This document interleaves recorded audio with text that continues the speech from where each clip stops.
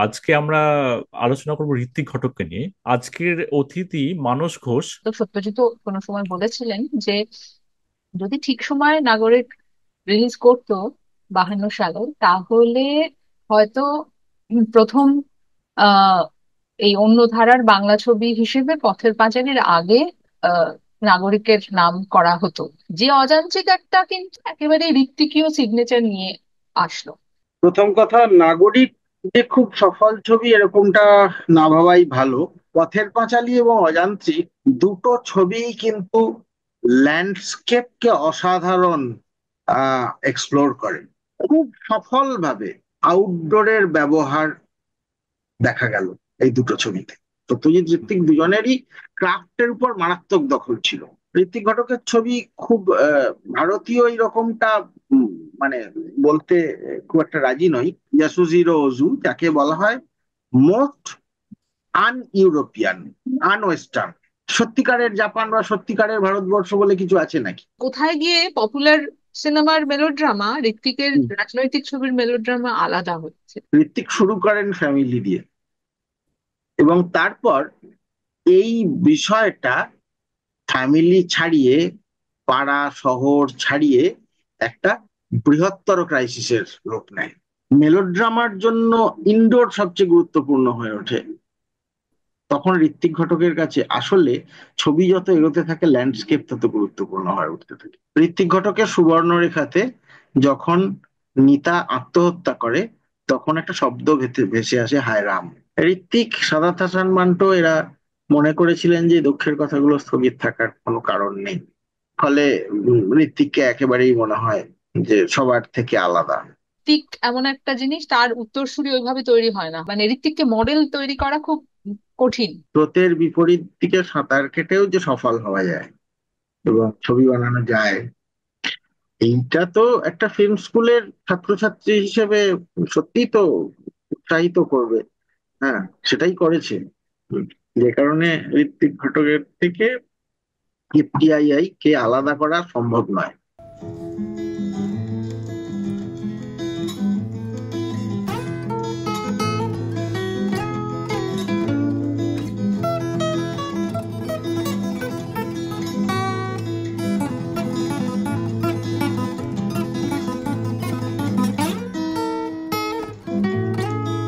আচ্ছা, coffee house এক্সপিরিয়েন্সে আমরা আবার একটা নতুন এপিসোড নিয়ে চলে এসেছি। তো আজকে আমরা আলোচনা করব ঋত্বিক ঘটককে নিয়ে। তো অনেকেই জানেন যে ঋত্বিক ঘটকের এটা জন্ম শতবর্ষ চলছে। 2025 সালের 4th নভেম্বর ওনার জন্ম শতবর্ষ অ্যাকচুয়ালি শতবর্ষ পূর্ণ করছেন। হুম। তো সেই উপলক্ষে বিভিন্ন আরো মানে বিভিন্ন প্রোগ্রাম টোগ্রাম হচ্ছে। তো আমরা সেইটা নিয়ে একটা কাজ করতে চেয়েছিলাম। তো সেই ক্ষেত্রে আমাদের আজকের অতিথি মানস ঘোষ, অধ্যাপক মানস ঘোষ। উনি যাদবপুর ফিল্ম স্টাডিজ এর অধ্যাপক। আমি মানস তার কাজ এবং দীর্ঘদিন ধরে ফলো করি, এবং উনি ওই বইমেলায় সংবর্ধক পত্রিকায় একটি ঋত্বিক সংখ্যা প্রকাশ করেছিল এবং তার উনি সম্পাদক ছিলেন। তো মানস দা, আপনাকে স্বাগত আমাদের অনুষ্ঠানে। ধন্যবাদ প্রত্যয়। হ্যাঁ, এবং আরো একটা বড় ব্যাপার হচ্ছে আমাদের সাথে একজন নতুন কো হোস্টকে আমরা পেয়ে গেছি, দেবরতী গুপ্ত, ফিল্ম মেকার পেশায়, এবং একই সাথে উনি প্রাবন্ধিক, মূলত সিনেমা বিষয়ক উনি প্রবন্ধ লিখে থাকেন। আউটলুক ম্যাগাজিনের রেগুলার ওর প্রবন্ধ আমি পড়েছি বিভিন্ন সিনেমা নিয়ে। এবং তারই সাথে কলকাতা বিশ্ববিদ্যালয়ে উনি গেস্ট ফ্যাকাল্টি। তো দেবরতী দি, খুব ভালো লাগছে যে তুমি আমাকে রিচ আউট করেছিলে, এবং তারপরে আমরা যে ব্যাপারটা একসাথে করতে পাচ্ছি, এবং মানে খুবই এনথুসিয়াস্টিক আমাদের প্রোগ্রামের ব্যাপারে। এইরকম উৎসাহ পেলে আমাদের খুবই ভালো লাগে অ্যাকচুয়ালি। তো দেবরতী দি, অ্যাকচুয়ালি তুমি এই এপিসোডটা পুরোটা কনসেপচুয়ালাইজ করেছো, এবং আইডিয়াটাও তোমার মেনলি, যে এই ঋত্বিক ঘটককে নিয়ে এই কাজটা করার, এবং এবং মানুষটার সাথে তুমি যেভাবে প্ল্যানটা করবে। তো আমার মনে হয় যে তুমি ব্যাপারটা শুরু করো। মানে আমি অ্যাজ এ আউটসাইডার, মানে এই এই ব্যাপারটাকে আমি মাঝে মাঝে কিছু প্রশ্ন করব, কিন্তু যেহেতু তোমরা দুজনেই মানে ঋত্বিক ঘটকের কাজ অনেক বেশি ভালোভাবে, মানে তুমি বিভিন্ন অ্যাঙ্গেল থেকে বোঝো, মানে কাইন্ড অফ ইনসাইডার আর কি, সেইটা মনে হয় যে খুব ইন্টারেস্টিং হবে আর কি। তো আমার জন্য একটা লার্নিং এক্সপিরিয়েন্স হতে চলেছে আর কি। Debarati, please, over to you. Thank you Pratyay, আর মানুষটাকেও অনেক ধন্যবাদ রাজি হওয়ার জন্য এই হ্যাঁ, অনুষ্ঠানে। আর ইনসাইডার কখনোই নয় প্রত্যয়, আমরা প্রত্যেকেই, মানে আমি তো অন্তত বাইরে থেকেই দেখি। মানুষটা ডেফিনেটলি অনেক ক্লোজলি একাডেমিক্স এর সঙ্গে আছেন, সিনেমার একাডেমিক্স এর সঙ্গে। আর মানুষটাকেও বেশ কিছুদিন ধরে চিনি। সম্প্রতি আমার সুযোগ হয়েছিল মানুষটার একটি লেকচার শোনার, এবং তাতে মানুষটা মেঘে ঢাকা তারা নিয়ে, ঋত্বিকের মেঘে ঢাকা তারা নিয়ে কথা বলেছিল না, চমৎকার লেগেছিল। তো আমার তাই মনে হলো যে মানুষটাকে দিয়ে যদি আহ কারণ এই বছরটা মানে পুরোটাই ঋত্বিককে নিয়ে সেলিব্রেশন হচ্ছে, বিশেষ করে কলকাতার আনাচে কানাচে। আহ তো খুব ভালো হয়। তো আমার প্রথম প্রশ্নটা মানুষটাকে যেটা, সেটা হচ্ছে যে আহ, মানে বিভিন্ন জায়গায় তো বলা হয়, এমনকি হয়তো সত্যজিৎ কোনো সময় বলেছিলেন যে যদি ঠিক সময় নাগরিক রিলিজ করতো 52 সালে, তাহলে হয়তো প্রথম আহ এই অন্য ধারার বাংলা ছবি হিসেবে পথের পাঁচালীর আগে আহ নাগরিকের নাম করা হতো। কিন্তু আনফর্চুনেটলি রিলিজ করেনি, মৃত্যুর পর সম্ভবত রিলিজ করেছিল নাগরিক, মানে ঋত্বিকের মৃত্যুর পর।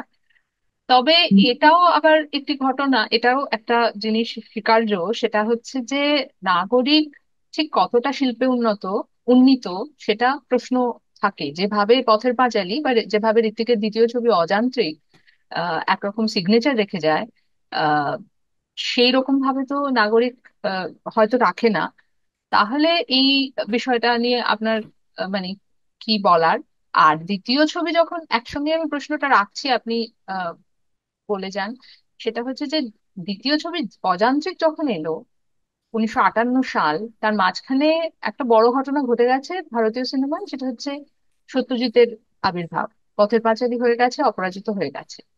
এবং ওই মাঝখানের সময়টায় যতদূর আমি জানি, ঋত্বিক সেই সময় বম্বে চলে গিয়েছিলেন এবং ফিল্মিস্তানে বোধহয় চাকরি নিয়েছিলেন, বিমল রায়ের আন্ডারে কাজ করছিলেন, এবং মধুমতি ছবিটার হুম। স্ক্রিপ্ট লেখেন, সম্ভবত মুসাফিরেরও স্ক্রিপ্ট লেখেন।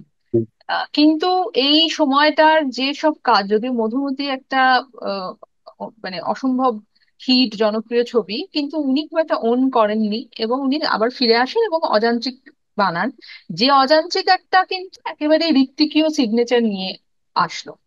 তো এই বিষয়ে তাহলে আপনি কি বলবেন? মানে নাগরিক এবং তারপরে অযান্ত্রিক যখন এলো, সেটা একেবারেই সত্যজিতের যে ধারা তার প্রভাব মুক্ত, একেবারেই স্বতন্ত্র একটা ভাষা নিয়ে এলো। সেটা কতটা আলাদা করে সিগনিফাই করে ঋত্বিক?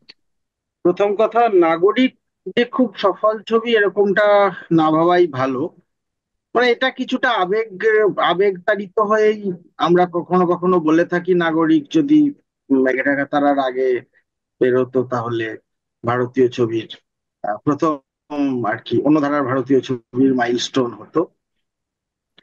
নাগরিক দেখলে খুব পরিষ্কার বোঝা যায় একটি কম বয়সে অনভিজ্ঞ একজন কেউ, তিনি একটা ছবি করার চেষ্টা করছেন, এবং যে ছবিতে তার কিছু পরিষ্কার রাজনৈতিক বক্তব্য আছে। যখন নাগরিকের গুরুত্ব এই জায়গায়, যখন মোটামুটি ভাবে 50-এর দশকে আমাদের ভারতীয় সাহিত্য বলা যাক বা চলচ্চিত্রের ক্ষেত্রেও, যে স্বাধীন ভারতের নতুন মডার্নিটি, নতুন আধুনিকতা, তার এক ধরনের কিছুটা হলেও একটা সেলিব্রেশন চলছে আর কি, বা কাটাছেঁড়া বলা যেতে পারে কিছুটা চলছে। সেখানে নাগরিক একটা ছবি যেখানে আহ, নাগরিক একটা খুব ক্রিটিক্যাল, সেদিক থেকে রাজনীতির দিক থেকে ছবিটা একটা ক্রিটিক্যাল জায়গায় দাঁড়িয়ে আছে, যেখানে এই যে মধ্যবিত্ত এবং নিম্নবিত্ত, এই দুটো পরিসরের মাঝে দাঁড়িয়ে থাকা কতগুলো মানুষ, কতগুলো চরিত্র, তাদের সামাজিক, ব্যক্তিগত, পারিবারিক টানাপোড়েন, উত্থান পতনের গল্প নাগরিকে আসছে। সেদিক থেকে নিশ্চয়ই নাগরিক একটা মাইলস্টোন ছবি। নিশ্চয়ই 1954 সালে এরকম একটা ভারতীয় ছবি বেশ গুরুত্বপূর্ণ। কিন্তু তথাপি বলতে হয় যে নাগরিকের যে ফিল্ম ল্যাঙ্গুয়েজ, চলচ্চিত্র ভাষা, কেন ফিল্ম ল্যাঙ্গুয়েজের কথা বলছি? ফিল্ম ল্যাঙ্গুয়েজ যদি সবসময় যে একটা খুব, যাকে বলে নির্দিষ্ট মানের হতেই হবে, তা কি? তা তো নাও হতে পারে।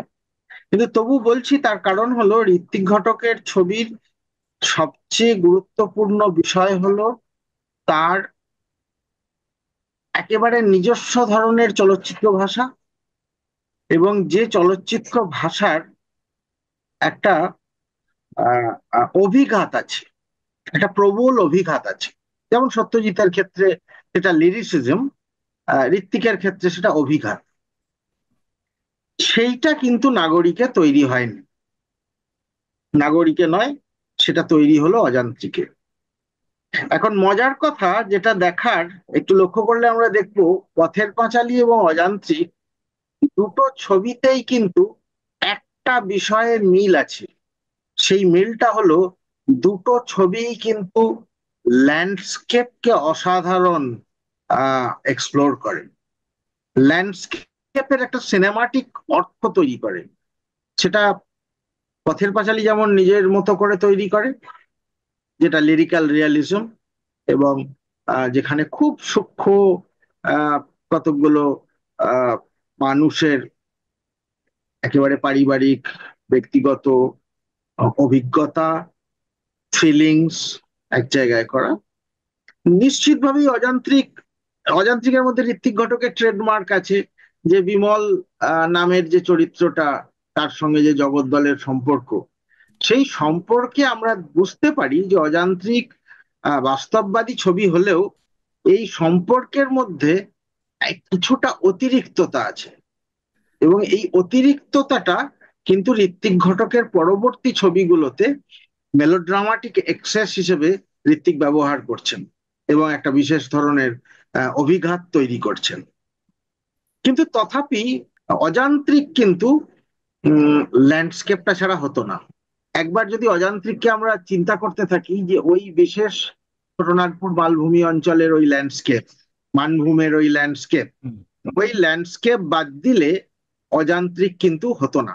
ওই ল্যান্ডস্কেপের মধ্যে দিয়ে যখন জগদ্দল ছুটছে, বা ওই ল্যান্ডস্কেপের মধ্যে যখন আমরা দেখতে পাই যে ওই মেয়েটিকে, যাকে যাকে প্রেমিক পরিত্যাগ করেছে, সম্ভবত কাজল গুপ্ত, তাকে যখন ল্যান্ডস্কেপের মধ্যে একটা একটা কোণে অদ্ভুত ভাবে দেখতে পাই, তিনি থুতনিতে মাথা রেখে, হাঁটুতে থুতনি রেখে বসে আছেন মাথা নিচু করে।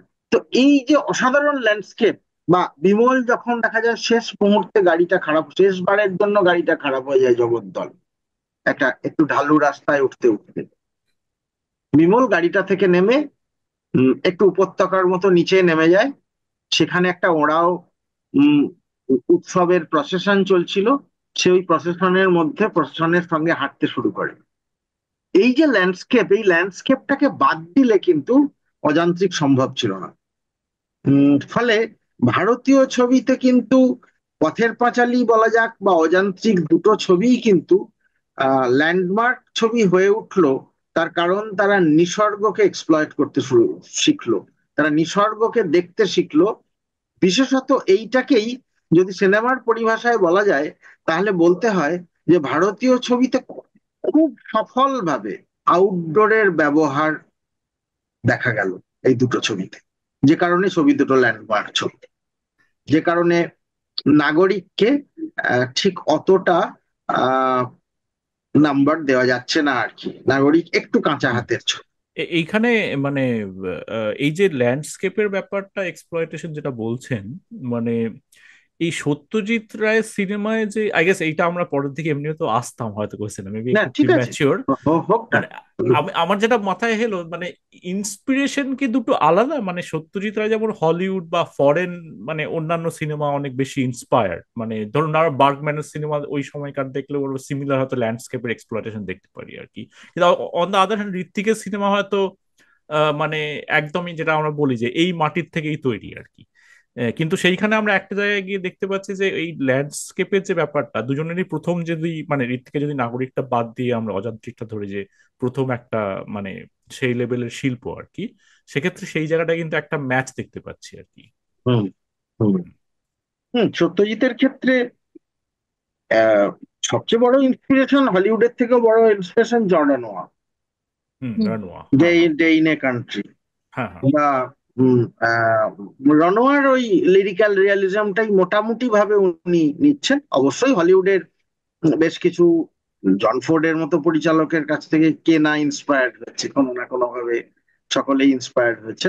হ্যাঁ, এবং ঋত্বিকের ক্ষেত্রে ঠিকই, ঋত্বিক এই রিয়ালিজমের যে বাউন্ডারিটা, যেটা মোটামুটি ভাবে একটা ইউরোপিয়ান ঘরানার রিয়ালিজম, বাস্তববাদ, সেইটা থেকে বেরোনোর রাস্তা কিন্তু অযান্ত্রিকে আমরা দেখতে পাচ্ছি। অযান্ত্রিকের মধ্যে এই চিহ্নগুলো রয়ে রয়ে যাচ্ছে, এই চিহ্নগুলো শুরু হচ্ছে বা এই প্রয়াসটা শুরু হচ্ছে, যে যেখানে এই বাস্তববাদ থেকে কিছুটা সরে যাওয়া যায় কিনা, মানে হুম বাস্তববাদের লিমিটটাকে টেস্ট করা, আমরা অনেক সময় যেটাকে ইংরেজি পরিভাষায় বলি হুম যে ঋত্বিক ওই বাস্তববাদের his testing the limit of realism.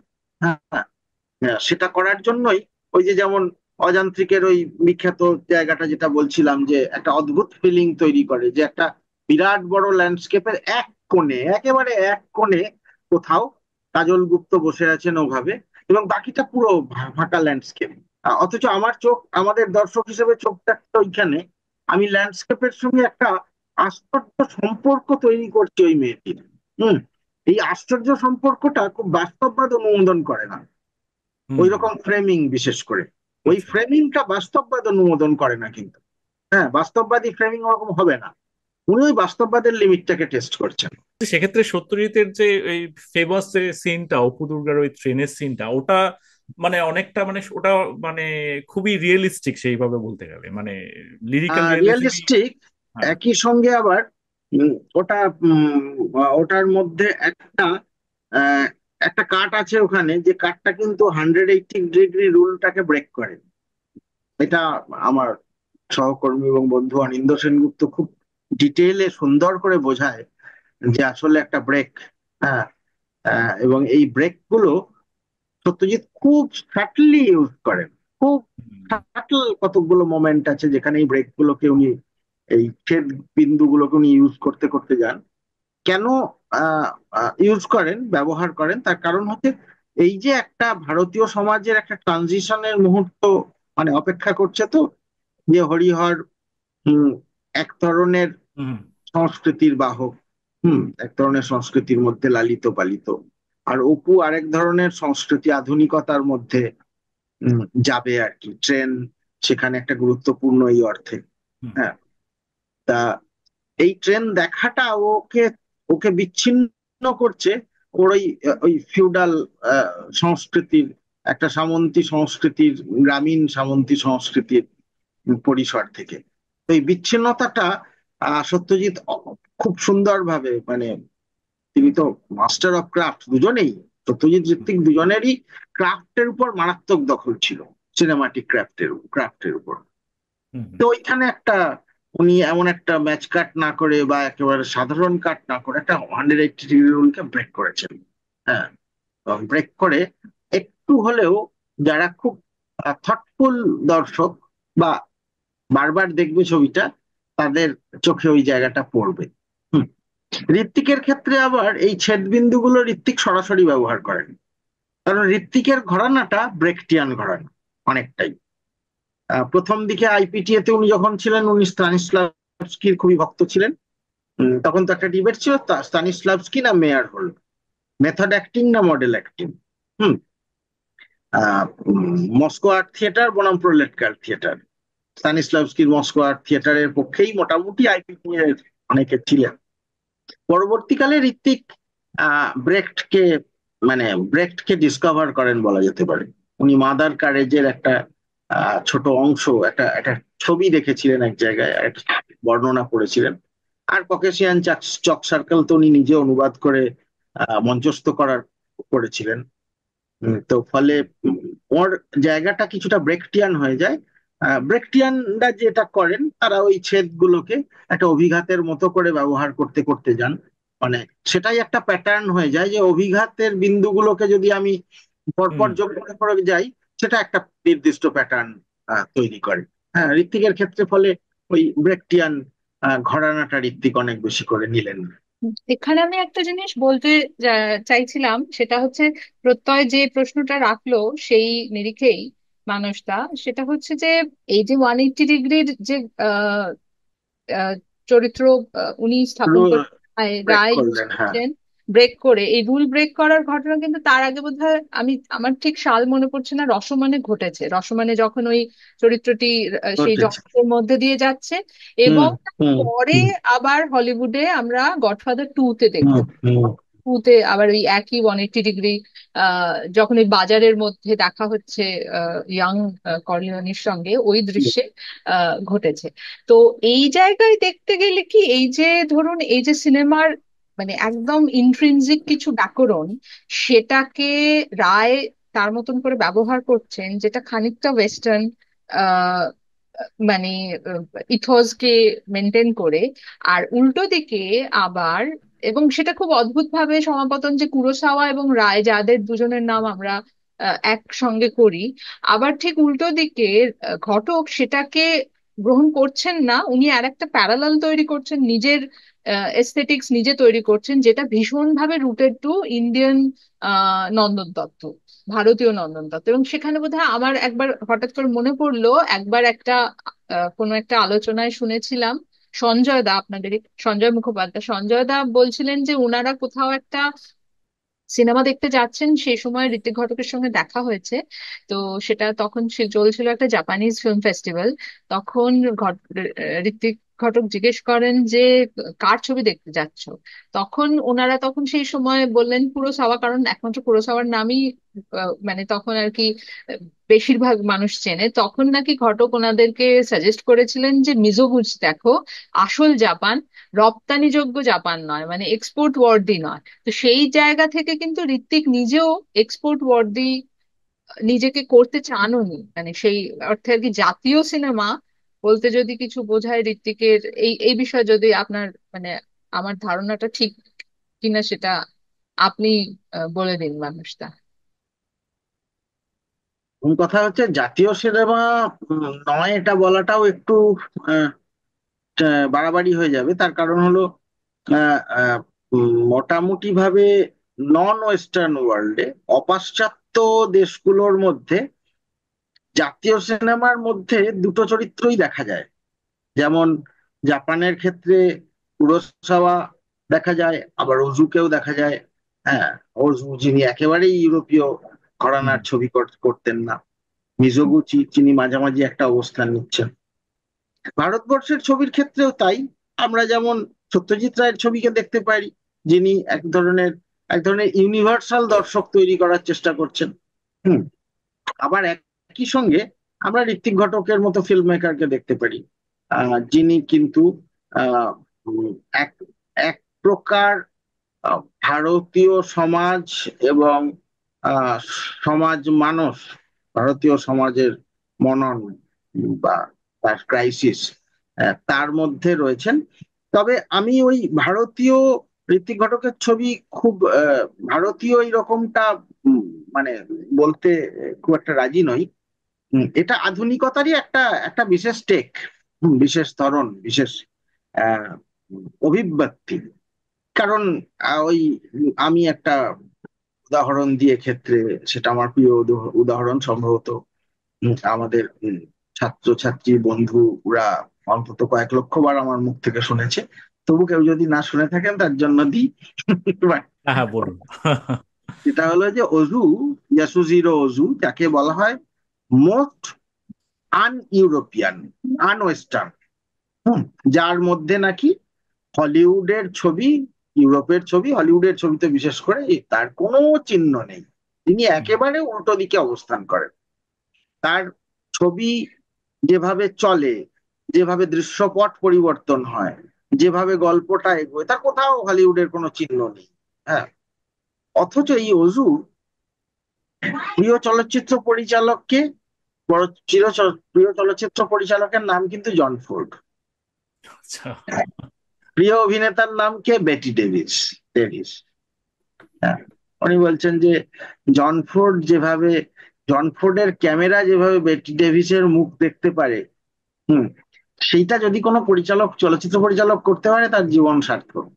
অথচ উনি যখন নিজে ছবি করছেন, হুম। সম্পূর্ণ তার কোনো ট্রেস আমরা দেখতে পাচ্ছি না ছবির মধ্যে। ঠিক সেই রকম ঋত্বিকের ক্ষেত্রে ঋত্বিক একজন ব্রেখটের অনুগত ছাত্র। ঋত্বিক একজন লুই বুনুয়েলের গুণগ্রাহী, এবং ঋত্বিক তার ধ্যান ধারণার বেশ কিছুটা অংশ নিচ্ছেন, বিশেষ করে চলচ্চিত্র সম্পর্কিত আহ ধ্যান ধারণার আইজেনস্টাইনের কাছ থেকে। হুম সুতরাং এটাও এক ধরনের ন্যাশনাল এক্সপ্রেশন, এবং সেই ন্যাশনাল এক্সপ্রেশনটা এইরকম ন্যাশনাল এক্সপ্রেশন, ন্যাশনাল সিনেমা, এইরকম ধরনের ন্যাশনাল সিনেমার এক্সপ্রেশন, সেটাও পৃথিবীতে বিভিন্ন রকম ভাবে বিভিন্ন জায়গায় আমরা তার উদাহরণ পেয়েছি। হ্যাঁ, যেমন ধরা যাক, আমরা তো আর ব্রেশোকে বলবো না যে ফ্রেঞ্চ ন্যাশনাল সিনেমার একেবারে বাইরের লোক, কিন্তু ব্রেশোর ছবি দেখলেও আমরা বুঝতে পারি যে ব্রেশো না ফ্রেঞ্চ ঘরানার থেকে কিছু নিচ্ছেন, না তিনি হলিউড থেকে কিছু নিচ্ছেন। ব্রেশোর মতো আশ্চর্য ভাবে ছবি করে যাচ্ছেন। হ্যাঁ, যার উনি বলছেন যে যার ছবির ফ্রেমিং দেখলে অনেক সময় দেখা যায় যে আগে ফ্রেমটা ডিফাইন করছেন, তারপর চরিত্র ঢুকছে, আবার পরের ফ্রেমটা ডিফাইন করছেন, তারপর আবার চরিত্রটা সেখানে ঢুকছে। আমরা কি বলি এটাকে, বলবো মানে অ্যাপারেন্টলি আমরা বলবো এটা থিয়েট্রিক্যাল, খুব থিয়েটারে মঞ্চ থাকে, তারপর চরিত্র উইংস দিয়ে ঢোকে। কিন্তু ব্রেথো এটাকেই আশ্চর্যভাবে ব্যবহার করেছেন। আর উনি কি বলছেন, উনি বলছেন যে আমার ছবি হচ্ছে সংলাপ নির্ভর, সংলাপ দিয়ে ছবি তৈরি হয় আমার। অথচ ছবিটা দেখলে আমরা বুঝতে পারি যে ওর স্প্যাশিয়াল কনস্ট্রাকশন, স্থানিক নির্মাণ সম্পূর্ণ অন্যরকম। সুতরাং এই প্রশ্নগুলো খুব জটিল এবং কমপ্লিকেটেড প্রশ্ন। নিশ্চয়ই ঋত্বিক ঘটক যে জায়গাটা নিচ্ছেন সেটা হলো, উনি সত্যজিৎ যেটা করছেন এটাও একটা কাজ, জরুরি কাজ। সত্যজিৎ বা কুরোসাওয়া যেটা করছেন যে একটা তো ইউনিভার্সাল দর্শক তৈরি করতে হবে, ইউনিভার্সাল দর্শকেরও তো দরকার আছে। আহ আমি মানে একজন চলচ্চিত্রকার, তার ছবি যদি এখানে তৈরি হয়, এখানে কেরালাতে একজন দর্শক যেভাবে দেখছেন, ঠিক সেই রকম ভাবেই যে কাশ্মীরের একজন দর্শক দেখবেন, এটা নাও হতে পারে। কিন্তু তবু যেমন আইজেনস্টাইনও বিশ্বাস করতেন যে ইউনিভার্সাল সিনেমা তৈরি সম্ভব। বোধহয় ব্যাটলশিপ পোটেমকিন সেরকমই একটা ছবি হয়ে উঠেছিল। সবসময় সেটাকে ঠিক এক্সপোর্ট কোয়ালিটি বলে আমি খারিজ করতেও রাজি নই। হ্যাঁ, আবার এটাও ঠিক যে সত্যিকারের জাপান বা সত্যিকারের ভারতবর্ষ বলে কিছু আছে নাকি। মানে এই অন্টোলজির ফাঁদগুলোও কিন্তু মারাত্মক ফাঁদ, এসেনশিয়ালিজমের ফাঁদে কিন্তু কোনোভাবেই পড়া উচিত নয়। মানে আজকালকার একাডেমিক সেটা সম্পর্কে আমাদের বারবার সাবধান করে দেয় যে এই ধরনের রিয়াল জাপান বা রিয়াল ইন্ডিয়া এরকম হয় না। কোথায় পাওয়া যাবে রিয়াল ইন্ডিয়াটা? আমি যদি তামিলনাড়ুর একটা ইন্ডিয়া দেখি, তাহলে মণিপুরে গিয়ে আর একটা ইন্ডিয়া দেখবো। মণিপুরে যদি একটা ইন্ডিয়া দেখি, তাহলে আমি উত্তরাখণ্ডে গিয়ে অন্য একটা ইন্ডিয়া দেখবো। হুম তো ফলে কোনটা যে আসল ইন্ডিয়া, আমাদের বা কোনটা যে আসল জাপান, এটা না ভাবাই ভালো।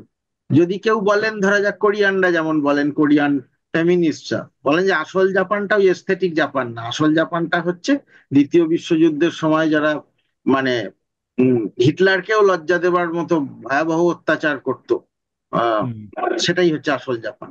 কোরিয়ান ফেমিনিস্ট মুভমেন্ট যারা করেন তারা বলেন। তো সুতরাং এই আসল এইটা, এই অন্টোলজিটা খুঁজতে না যাওয়াই আমাদের পক্ষে বুদ্ধিমানের কাছে। সমস্তটাই আধুনিকতার এক্সপ্রেশন।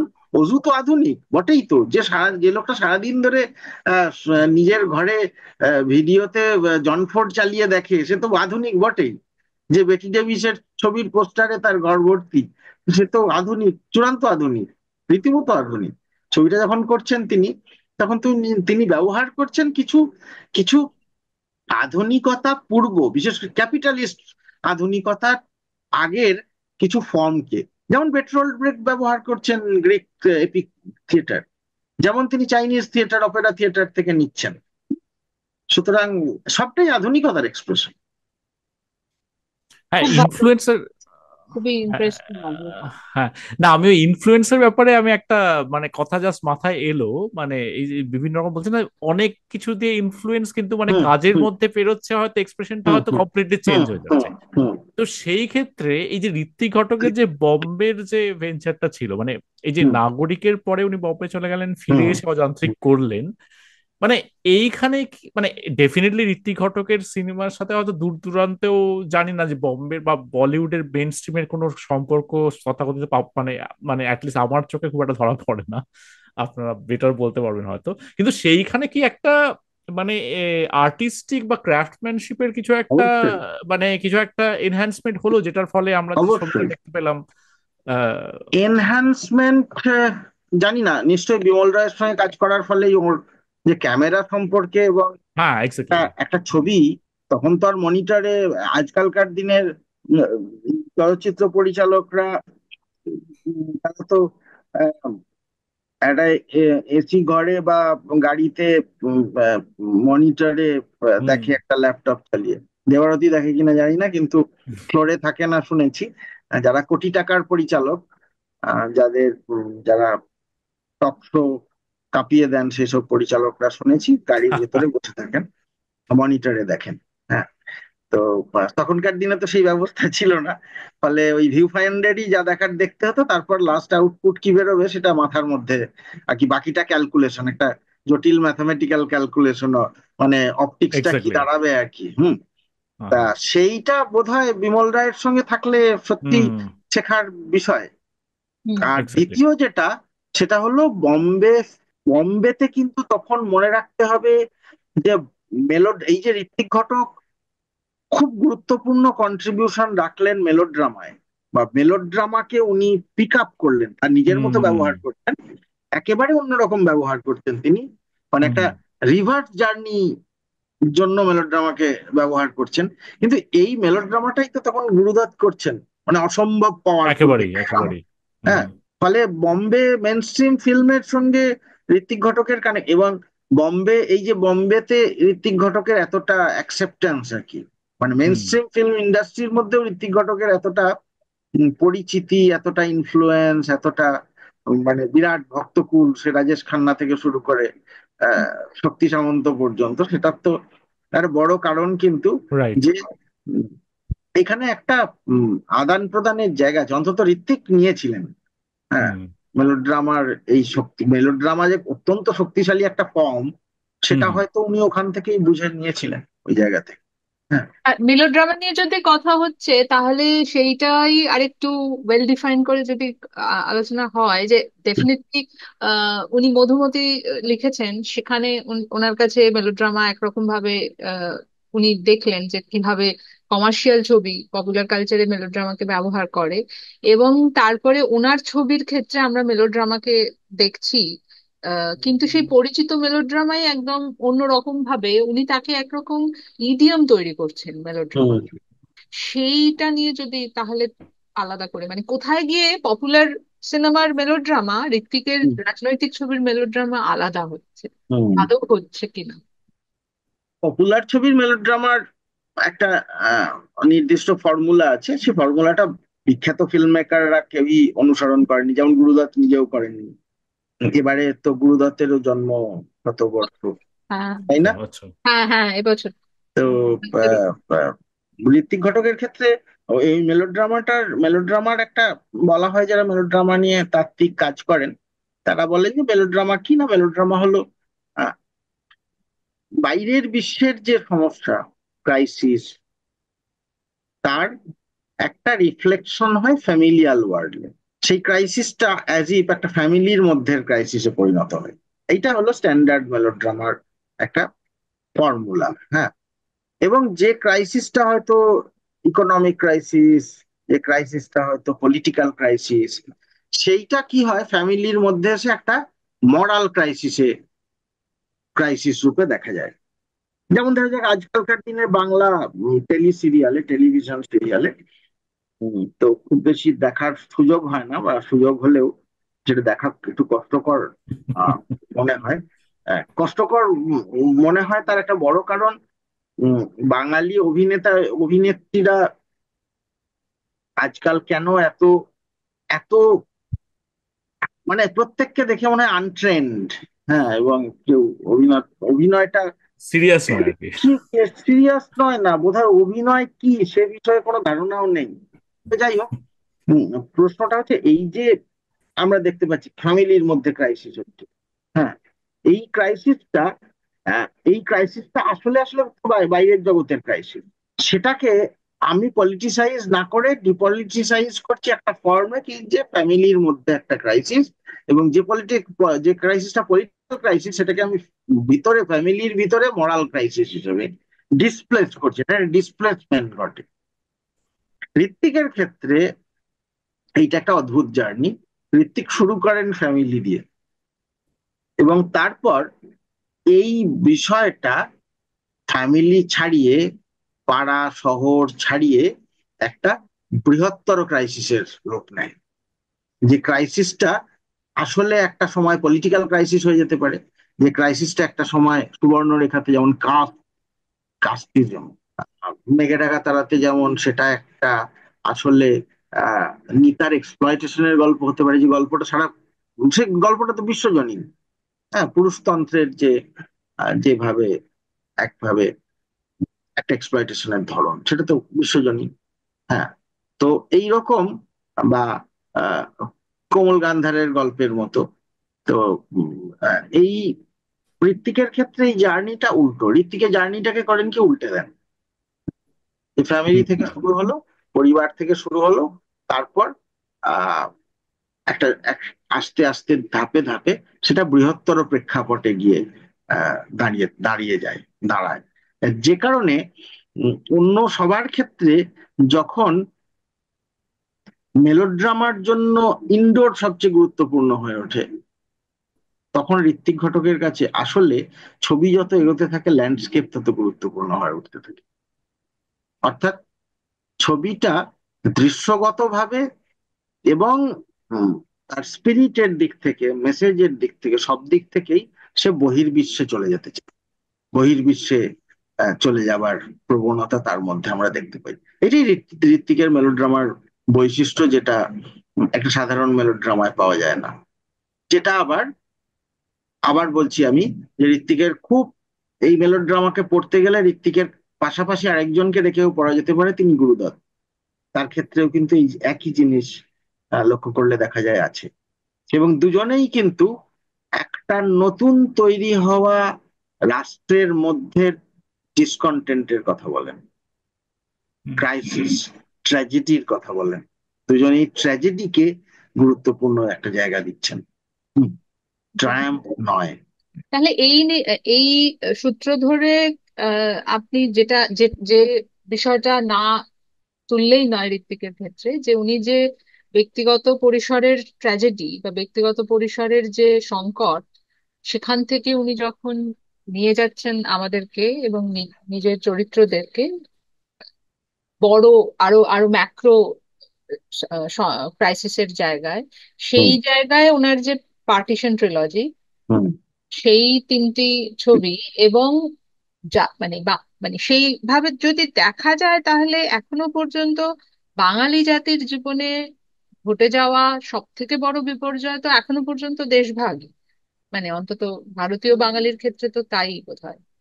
তো সেই সেই মানে মহা বিপর্যয়কে যেভাবে আর কি একটা চরিত্র হয়ে ওঠে, মানে এই যে জাতীয় বিপর্যয় বাঙালির, সেটা তো আটটা ছবিতেই, যে আটটা ছবি আমরা দেখতে পাই, সেই আটটা ছবিতেই ওনার বাকি, যেমন অনসূয়া, সীতা, নিতা, বিমল, এরা যেমন চরিত্র, নীলকণ্ঠ এরা যেমন চরিত্র, তেমনি পার্টিশনও কিন্তু ঋত্বিকের ছবির অন্যতম চরিত্র। তো তাহলে এই পার্টিশন ট্রিলজি যে তিনটি ছবি ষাটের গোড়াতে উনি করলেন, মেঘে ঢাকা তারা, কোমল গান্ধার আর সুবর্ণরেখা, তাদের সঙ্গে যদি বাঙালির এই জাতীয় বিপর্যয়, যাকে আহ ঋত্বিক ছাড়া, মানে ঋত্বিকের কথা বলতে গেলে যেটা বলতেই হয় আর কি, সেটা নিয়ে যদি কিছু বলেন মানুষটা। বাঙালির এই জাতীয় বিপর্যয়কেও কিন্তু বাঙালি আসলে সামলে উঠেছিল, দেখবে দুপারেই বাঙালি কিন্তু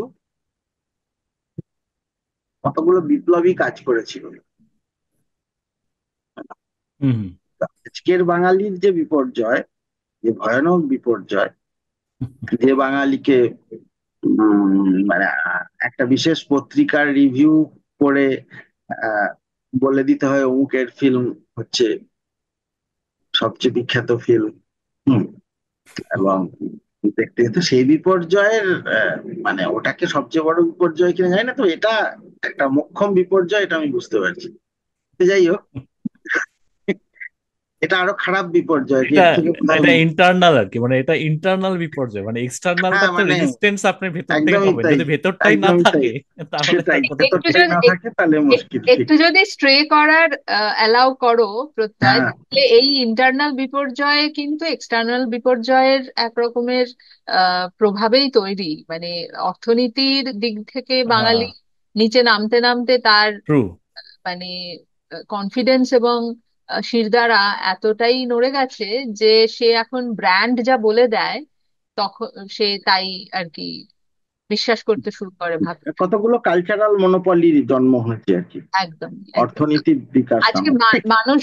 মানুষদের মতন যারা, তাদেরকে বাদ দিলে, মানে আমি বলতে চাইছি যারা একাডেমিক্স এর মানুষ, যারা গভীরে গিয়ে চর্চা করেছেন, কে যদি এই একটু আগেই মানুষটাই বললেন যে বম্বের কিছু নামকরা যাদেরকে আমরা এখন চিনি, মানে এরকম তো শোনা যায় এখন বিধু বিনোদ চোপড়া ঋত্বিককে নিয়ে কথা বলছেন কোনো একটা না, তো বিষয়ে। পায়েল কাপাডিয়া দেখলাম যে একটা ইন্টারভিউতে ঋত্বিক ঘটককে পায়েল নিয়ে অনেক কিছু কাপাডিয়া বলেছে। তো বলবেনই, পায়েল কাপাডিয়া তো এফটিআই। গ্রাফরি পাওয়া, হ্যাঁ। গ্রাফরি বিধু বিনোদ চোপড়াও এফটিআই, আচ্ছা। গ্রাফরি পাওয়া একজন ফিল্ম মেকার, সে তো ঋত্বিকের কথা বলবেই, সেটা বড় কথা নয়, কিন্তু হুম। রাকেশ রোশন, সুভাষ ঘাই, মানে মেন স্ট্রিম সুভাষ যারা ঘাই তো কমপ্লিট। ডিরেক্ট ছাত্র ওনার। ডেভিড ধাওয়ান এবং হ্যাঁ, হ্যাঁ, এবং বিধু সেইটা বিনোদ ইন্টারেস্টিং চোপড়ার মতন definitely. Main stream film maker যখন ঋত্বিকের কথা বলেন, তখন ঋত্বিক আরো বেশি প্রাসঙ্গিক হয়ে ওঠে আহ এখনকার বাঙালির কাছে বা বাঙালির বাজারে। সেইটা তো যেটা মানুষটা বললেন আর কি, সেটাই তো, সেটা তো এক রকমের অবক্ষয়, এবং আমি যদি ভুল না হই সেটাও এক্সটার্নাল অবক্ষয়েরই আর একটা প্রকাশ আর কি, না, ইন্টারনাল। ঠিকই। হ্যাঁ, না, আসল তোমার প্রশ্নটা থেকে কিছুটা হচ্ছে হ্যাঁ, চলে পার্টিশন। গিয়েছিলাম। হ্যাঁ, পার্টিশন পার্টিশন। এবং হ্যাঁ। বিপর্যয়, হ্যাঁ। হ্যাঁ, পার্টিশন কে ঋত্বিক ঘটক সেভাবেই ব্যবহার করছেন, মানে পার্টিশন যে একটা বড় বিপর্যয়, এবং সে বিপর্যয়টা শুধু একটা দেশ ভাগ বা তা নয়, উম, একটা সমাজ ভাঙছে শুধু সেটুকুও নয়, দেশ এবং সমাজ এর ভাঙন থেকে, ভাঙনটাকে উনি সামনে রেখে, মানে যেমন হয় না যে একজন একজন মানুষ যিনি গবেষণা করেন, হ্যাঁ, বা একজন ইনভেস্টিগেটর যখন ইনভেস্টিগেট করে, মানে সেটা সাইন্টিফিক ইনভেস্টিগেশন হোক বা সোশ্যাল সায়েন্সের সমাজ বিজ্ঞানের ইনভেস্টিগেশন হোক, ক্রিয়েটিভ ইনভেস্টিগেশন হোক, তো এইখানে উনি পার্টিশনটাকে সামনে রাখছেন।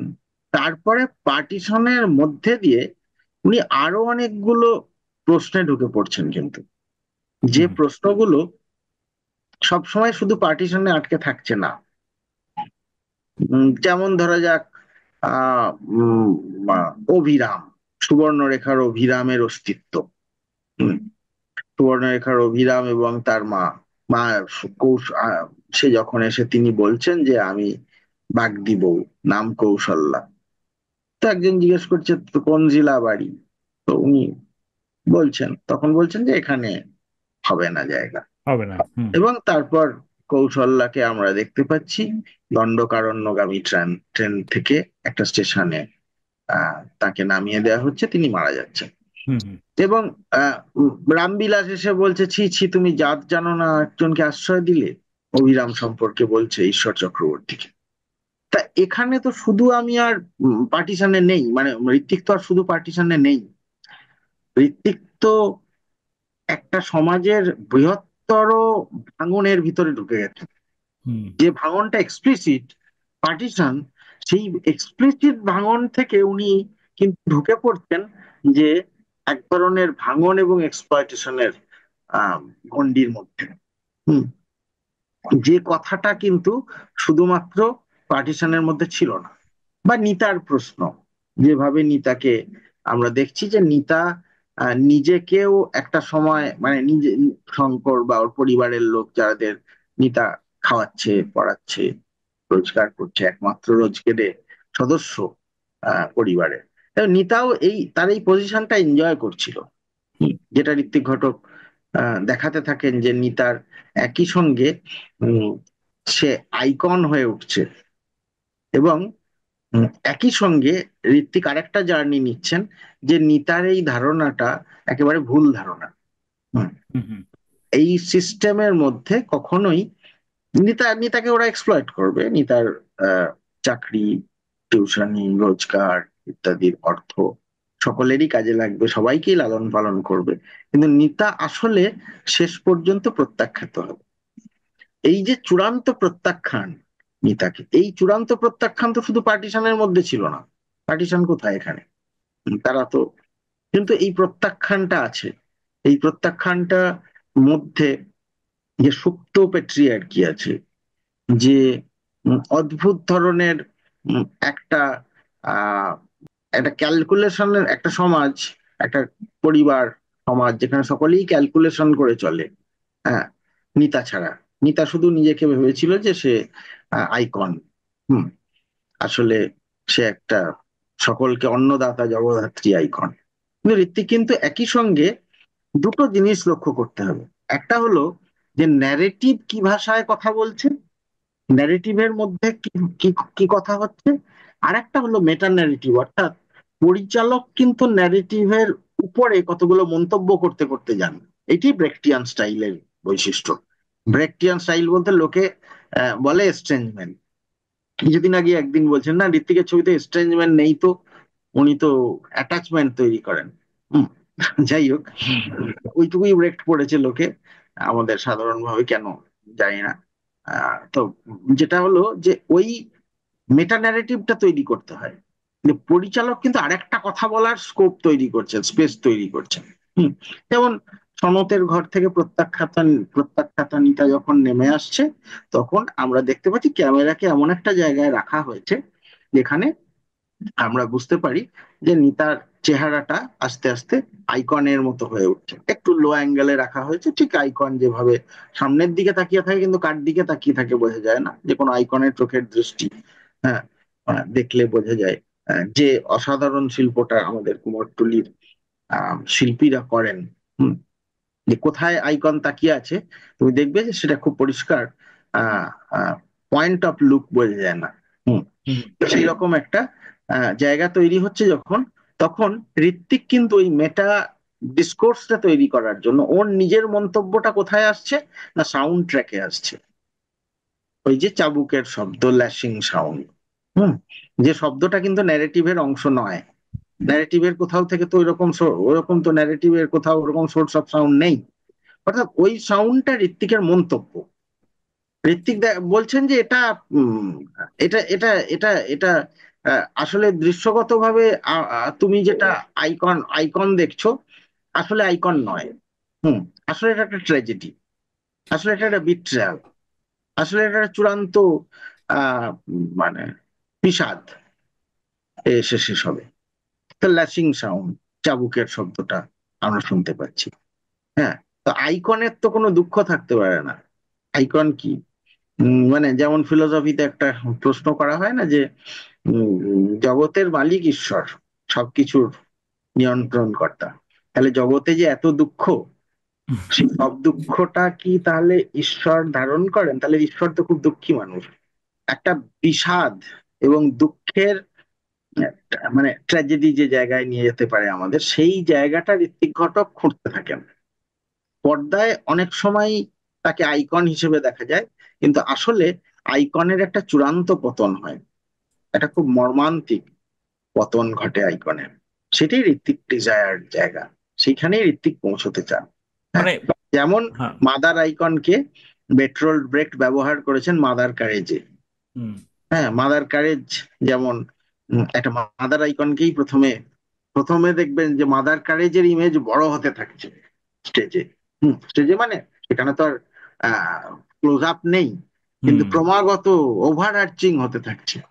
তারপর আমরা দেখি একের পর এক সেই যুদ্ধে তিনি তার সন্তান হারাচ্ছেন এবং শেষ পর্যন্ত তিনি একজন সম্পূর্ণ ধ্বংস হয়ে যাওয়া, উম, মানে মর্মান্তিক বেদনার মধ্যে নিমজ্জিত হওয়া মানুষ হিসেবে ভেঙে পড়ছে।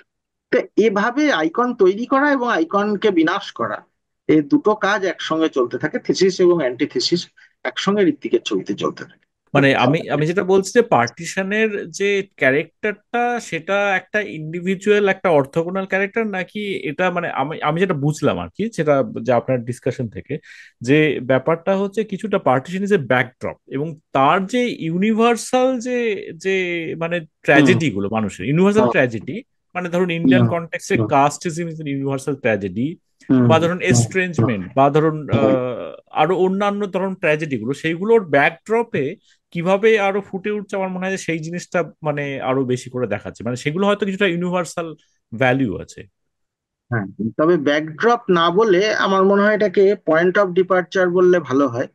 আচ্ছা। কারণ ঋত্বিক তো আসলে ওই যে বলছিলাম যে ভারত স্বাধীন হয়েছে, সত্যিই একটা বিরাট লড়াই করে, দীর্ঘ লড়াইয়ের ফলে দেশ স্বাধীন হয়েছে, মানে হুম সকলেই যখন একটু হাঁপ ছাড়ছেন আর কি, যে যাক একটা বিরাট লড়াইয়ে কম বেশি হোক হুম হুম জেতা গেল, হুম হুম তখন উম, মানুন না মানুন, ভালো লাগুক না লাগুক, খুব খারাপ লাগবে অনেকের কাছে আমার কথাটা, অনেক র্যাডিক্যাল মানুষের কাছে কথাটা খারাপ লাগবে, যে একজন মানুষ সেই ইয়েতে উৎসব করেননি, হুম, সেই ভারতের স্বাধীনতায় বা পাকিস্তানের স্বাধীনতায় তিনি উৎসব করেননি, তার নাম মোহনদাস করমচাঁদ গান্ধী।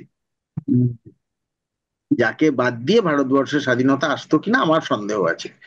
অনেকে হয়তো বলতে পারেন যে ভয়ানক একটা বিপ্লবী পরিস্থিতিতে নিশ্চয়ই ভারতের স্বাধীনতা আসতো, আমি জানি না সেটা কিভাবে আসতো, কিন্তু আহ আহ এই একটা কারণেই কিন্তু ঋত্বিক ঘটকের সুবর্ণরেখাতে যখন নিতা আত্মহত্যা করে, তখন একটা শব্দ ভেসে আসে, হায় রাম।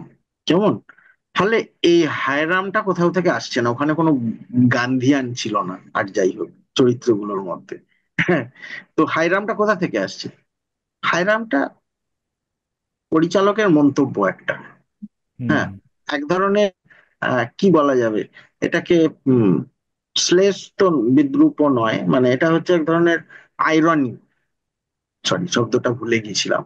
এই যে ভারত নামক রাষ্ট্র তৈরি হলো এবং সবাই খুশি হলাম, যে কম বেশি খুশি হলাম, যাক নিশ্চিন্ত হলাম, কিছু কিছু মানুষ নিশ্চিন্ত হলেন না, যেমন সাদাত হাসান মান্টো, যেমন হুম ঋত্বিক কুমার ঘটক। তারা মনে করলেন এই যে একটা বিরাট বেদনার মধ্যে দিয়ে একটা মহাভারতীয় ট্র্যাজেডি, আশিস নন্দী যেটাকে বলছেন, হ্যাঁ, যে তার মধ্যে দিয়ে দুটো দেশ হলো, আহ এই কি খুব একটা খুব আহ সবকিছু ভুলে আবার নতুন করে শুরু করার মতো একটা স্বস্তিজনক মুহূর্ত, যেটা সুবর্ণরেখায় আছে। এই সুবর্ণরেখা শুরু হচ্ছে এখানে হরপ্রসাদ বলছেন আমরা আবার নতুন করে সবকিছু করব, আমরা এই নবজীবন কলোনি তৈরি করেছি, আবার আমরা নতুন করে দেশ করব, আমাদের দেশ চলে গেছে, আবার দেশ করব। কিন্তু আসলে দেশটা গড়ে তোলা হয়নি হরপ্রসাদের, ঈশ্বর হরপ্রসাদ দুজনেই বোঝে যে সে দেশটা আসলে নেই। যে কারণে ওই খবরের কাগজে যখন ওই নিউজ পেপার রুমে যখন আহ, ওই বিখ্যাত লাইনগুলো টেলিপ্রম্পটার থেকে বেরিয়ে আসছে, নাথুরাম বিনায়ক গডসে কিল্ড মোহনদাস করমচাঁদ গান্ধী, ওটার পরে কাট করে হরপ্রসাদ বলছে আমরা ঠকে গেছি। হুম সে বুঝতে পারছে যে আসলে ভারতবর্ষের স্বাধীনতাটা আহ আর আর কখনো হয়তো ভারতবর্ষ নামক দেশটাকে সেভাবে খুঁজে পাওয়া যাবে না। এটা একটা অন্য দেশ, একটা অন্য সময় তৈরি হচ্ছে। এই প্রশ্নগুলো আসলে অন্য কারো মাথায় হয়তো জাগেনি, বা অন্য কারো মাথায় জাগলেও তারা মনে করেছিলেন এখন থাক, মানে এই তো সবে আমরা একটা হুম বিরাট অধ্যায় পার করে এসেছি, এখন আহ এখন আর দুঃখের কথাগুলো আর আপাতত কিছুদিন স্থগিত থাক। হ্যাঁ, ঋত্বিক, সাদাত হাসান মান্টো এরা মনে করেছিলেন যে দুঃখের কথাগুলো স্থগিত থাকার কোনো কারণ নেই। সঠিক ভেবেছিলেন। আজকের দিনে দাঁড়িয়ে আমরা যখন দেখতে পাই যে প্রকৃত অর্থে বিউপনিবেশিকরণ কিন্তু আমাদের হয়নি। হয়নি তার কারণ হলো যে আমরা উপনিবেশকে বাদ দিয়ে, উপনিবেশের উপনিবেশিক মননের কে বাদ দিয়ে একটা আধুনিকতা গড়ে তুলতে পারি কিনা। হ্যাঁ, যে আধুনিকতায় উম, যে আধুনিকতা ক্রিটিক্যালি দেখবে ক্যাপিটালিস্ট মডার্নিটিকে, সেই রকম কোনো জায়গা তৈরি হয়নি। আজকাল আবার ডিকলোনাইজেশন কথাটা বললে লোকে ভাবে যে going back to the root. হ্যাঁ, এরকম কিছু নয়। ডিকলোনাইজেশন অনেক অনেক দিনের চর্চিত একটা শব্দ ল্যাটিন আমেরিকায়। আমাদের যেহেতু ধারণাগুলো, পৃথিবী, আমাদের বিশ্বটা হচ্ছে ইউরোপ কেন্দ্রিক বিশ্ব, তাই আমরা ওরকম ভুলভাল ভাবি। হ্যাঁ, অনেক দিন আগে থেকে ল্যাটিন আমেরিকানরা জানেন বা আলোচনা করে নিয়েছেন যে রুটে কেউ ফেরে না বা ফিরতে পারা যায় না। হুম হুম, কেউ রথ ফথ চড়বে না, এগুলো হয় না। আসলে আধুনিকতাকে আমি কিভাবে দেখবো, মানে কিভাবে একটা আধুনিকতাকে ক্রিটিক্যালি দেখবো।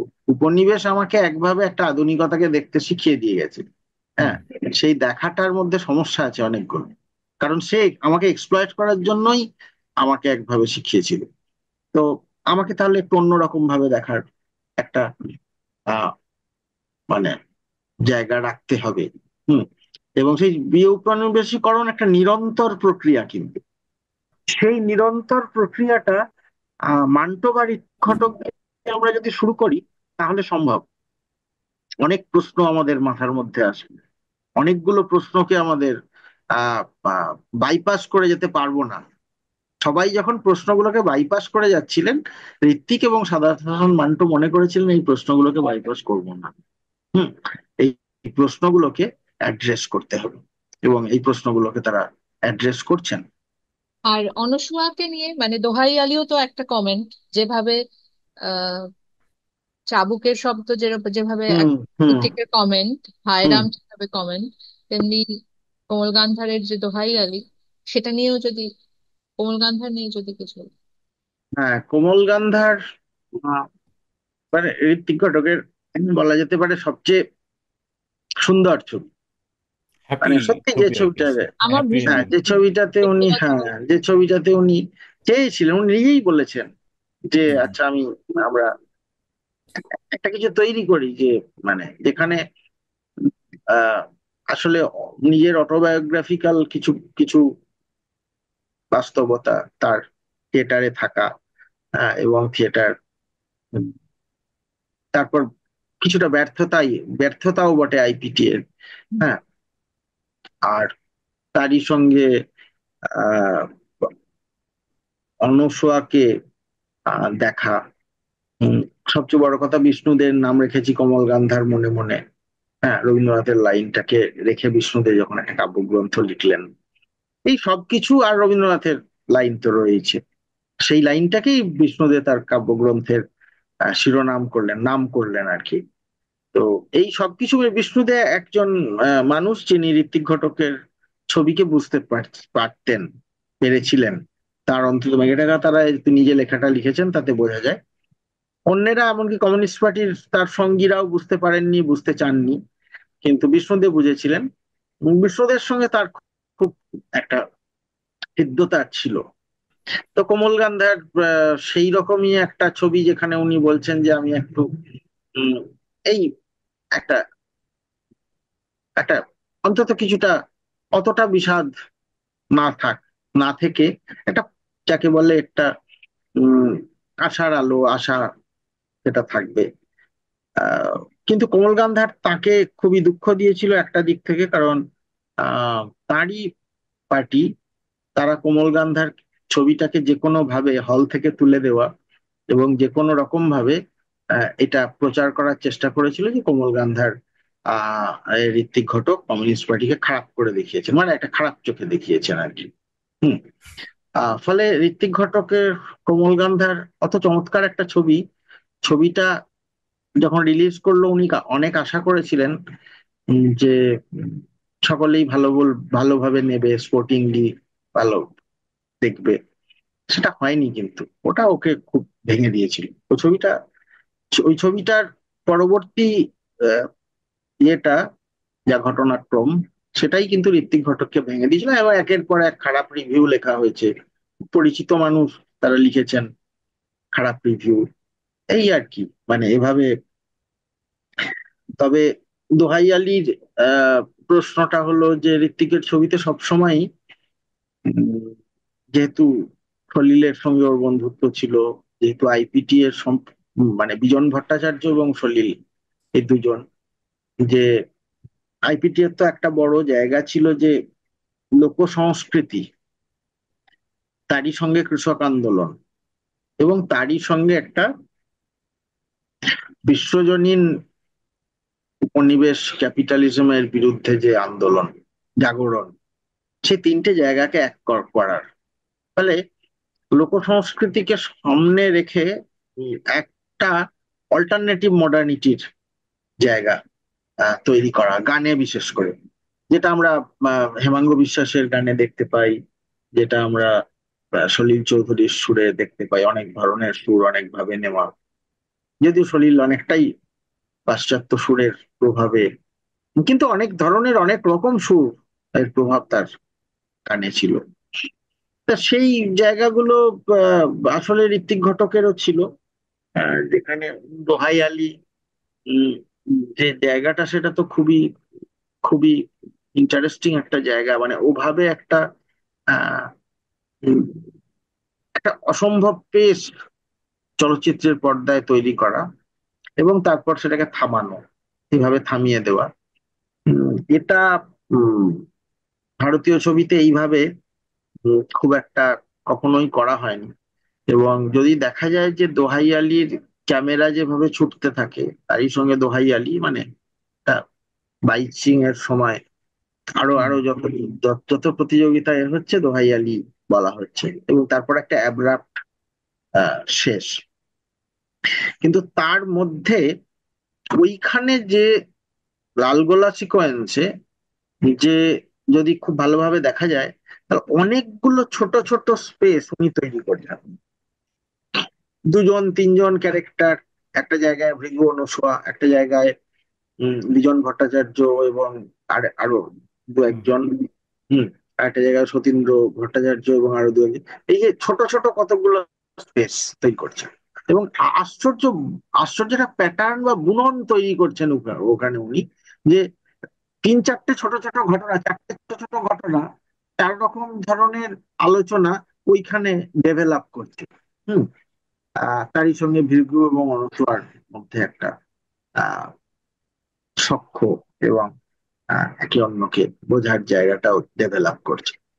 তো এই যে ল্যান্ডস্কেপ, পদ্মা, চারটে ছোট ছোট স্পেস, হ্যাঁ, আর তারপরেই দোহাই আলী যেন এই চারটে স্পেসকেই আহ ভেঙে টুকরো টুকরো করে আবার একটা একটা ট্র্যাজিক স্পেসে রূপান্তরিত করছে। দোহাই আলীর অভিঘাতটা, এই এতক্ষণ দর্শক চারটে ছোট ছোট স্পেস, পদ্মা, লালগোলার আরো পদ্মা তীর ইত্যাদি দেখছিল, দেখতে দেখতে দোহাই আলী সেখানে একটা অভিঘাতের মতো এসে এই ছোট ছোট পরিসরগুলোকে একেবারে ভেঙে গুড়িয়ে মুচড়ে যেন একটা বড় পরিসর, পদ্মার বুকে একটা বড় পরিসরে ওপেন করে।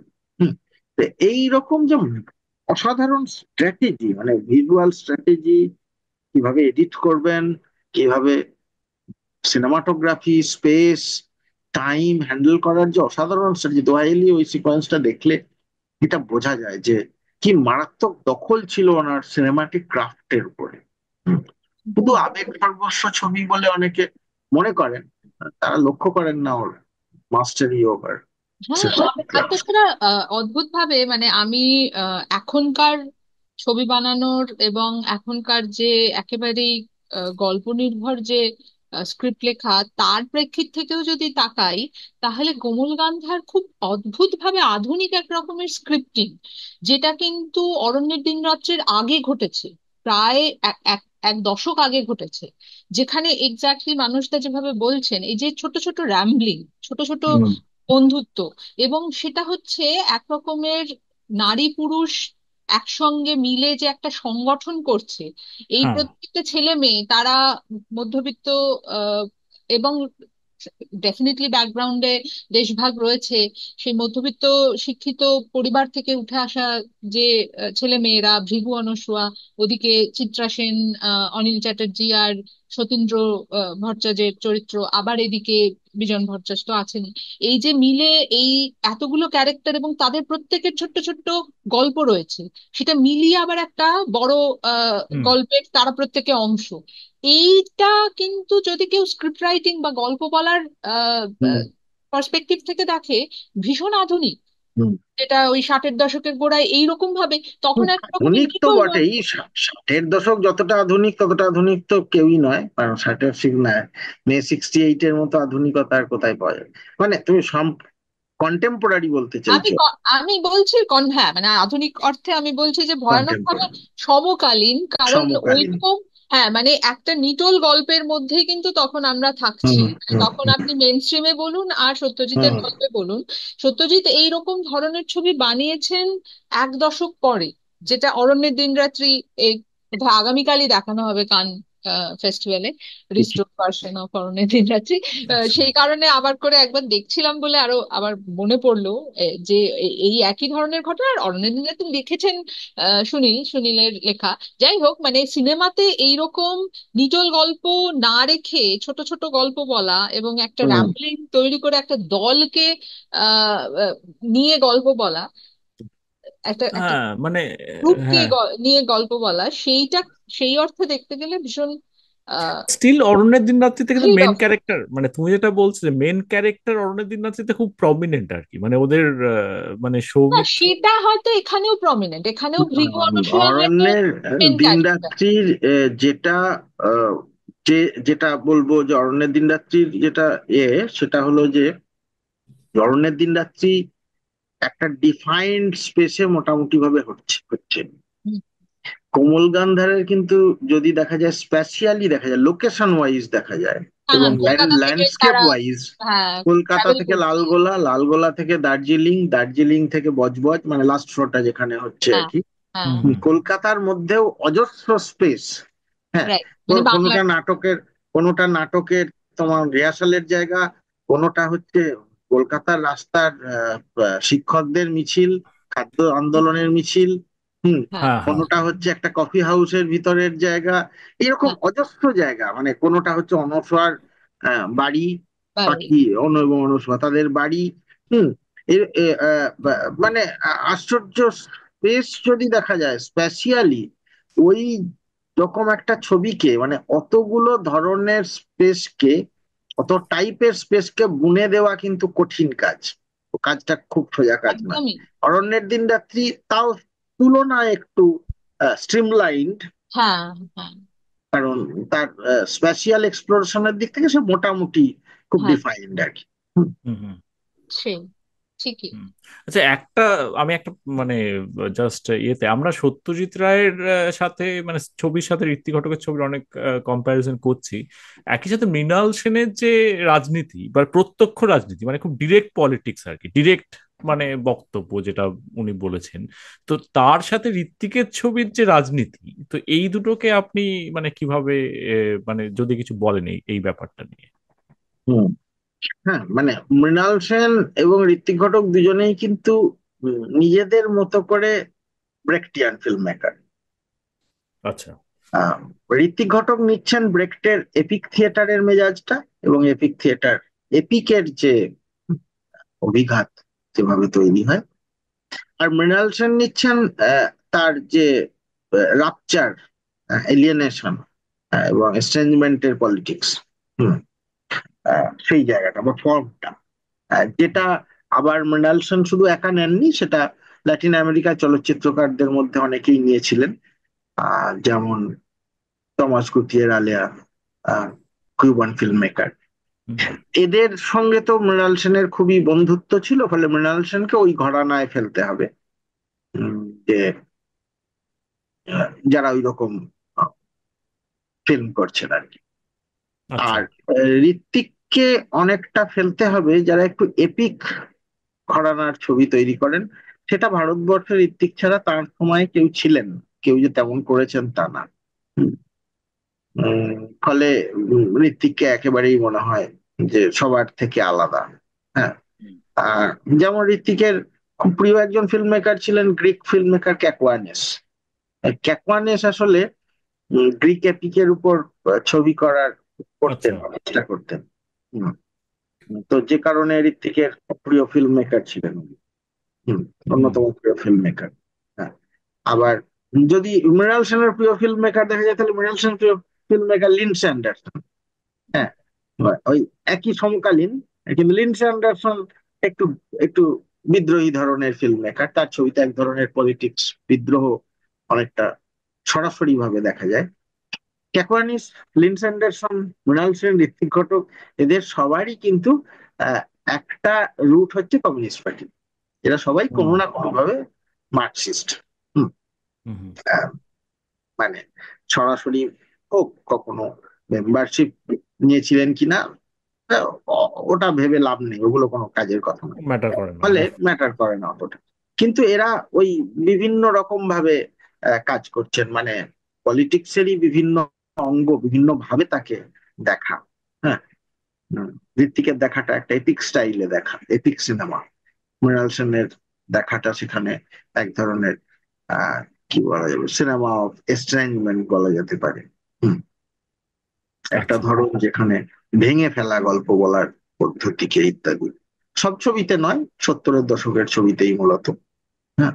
যেগুলো সিগনেচার আর কি, যেগুলো মানে বলা এগুলো যেতে পারে। শিখেছেন। হ্যাঁ। হুম। হুম। এপিকের কথা যখন মানুষরা তুললেন, তাহলে প্রত্যয় আমি এপিকের দিকে এগোচ্ছি। আর এপিক বললে প্রথম তো মানে তিতাস, তিতাসের কথা বলতে হয় সেই জায়গায়। আহ মানে তিতাস দেখে যা মনে হয়, এবং তিতাস পড়েছি পরে, আগে দেখেছি। এবং আমার মনে আছে তিতাস আমরা দেখতে গেছিলাম তখন আমরা কলেজে ফার্স্ট ইয়ারে পড়ি, 99 সাল বা 2000 সাল ওই সময়। বা কলকাতা চলচ্চিত্র উৎসবে তিতাস একটি নদীর নাম দেখানো হয়েছিল। আহ এবং হল ভরে গিয়েছিল। মানে রবীন্দ্র সদনে আমরা গিয়ে সিঁড়িতে বসে দেখতে হয়েছে।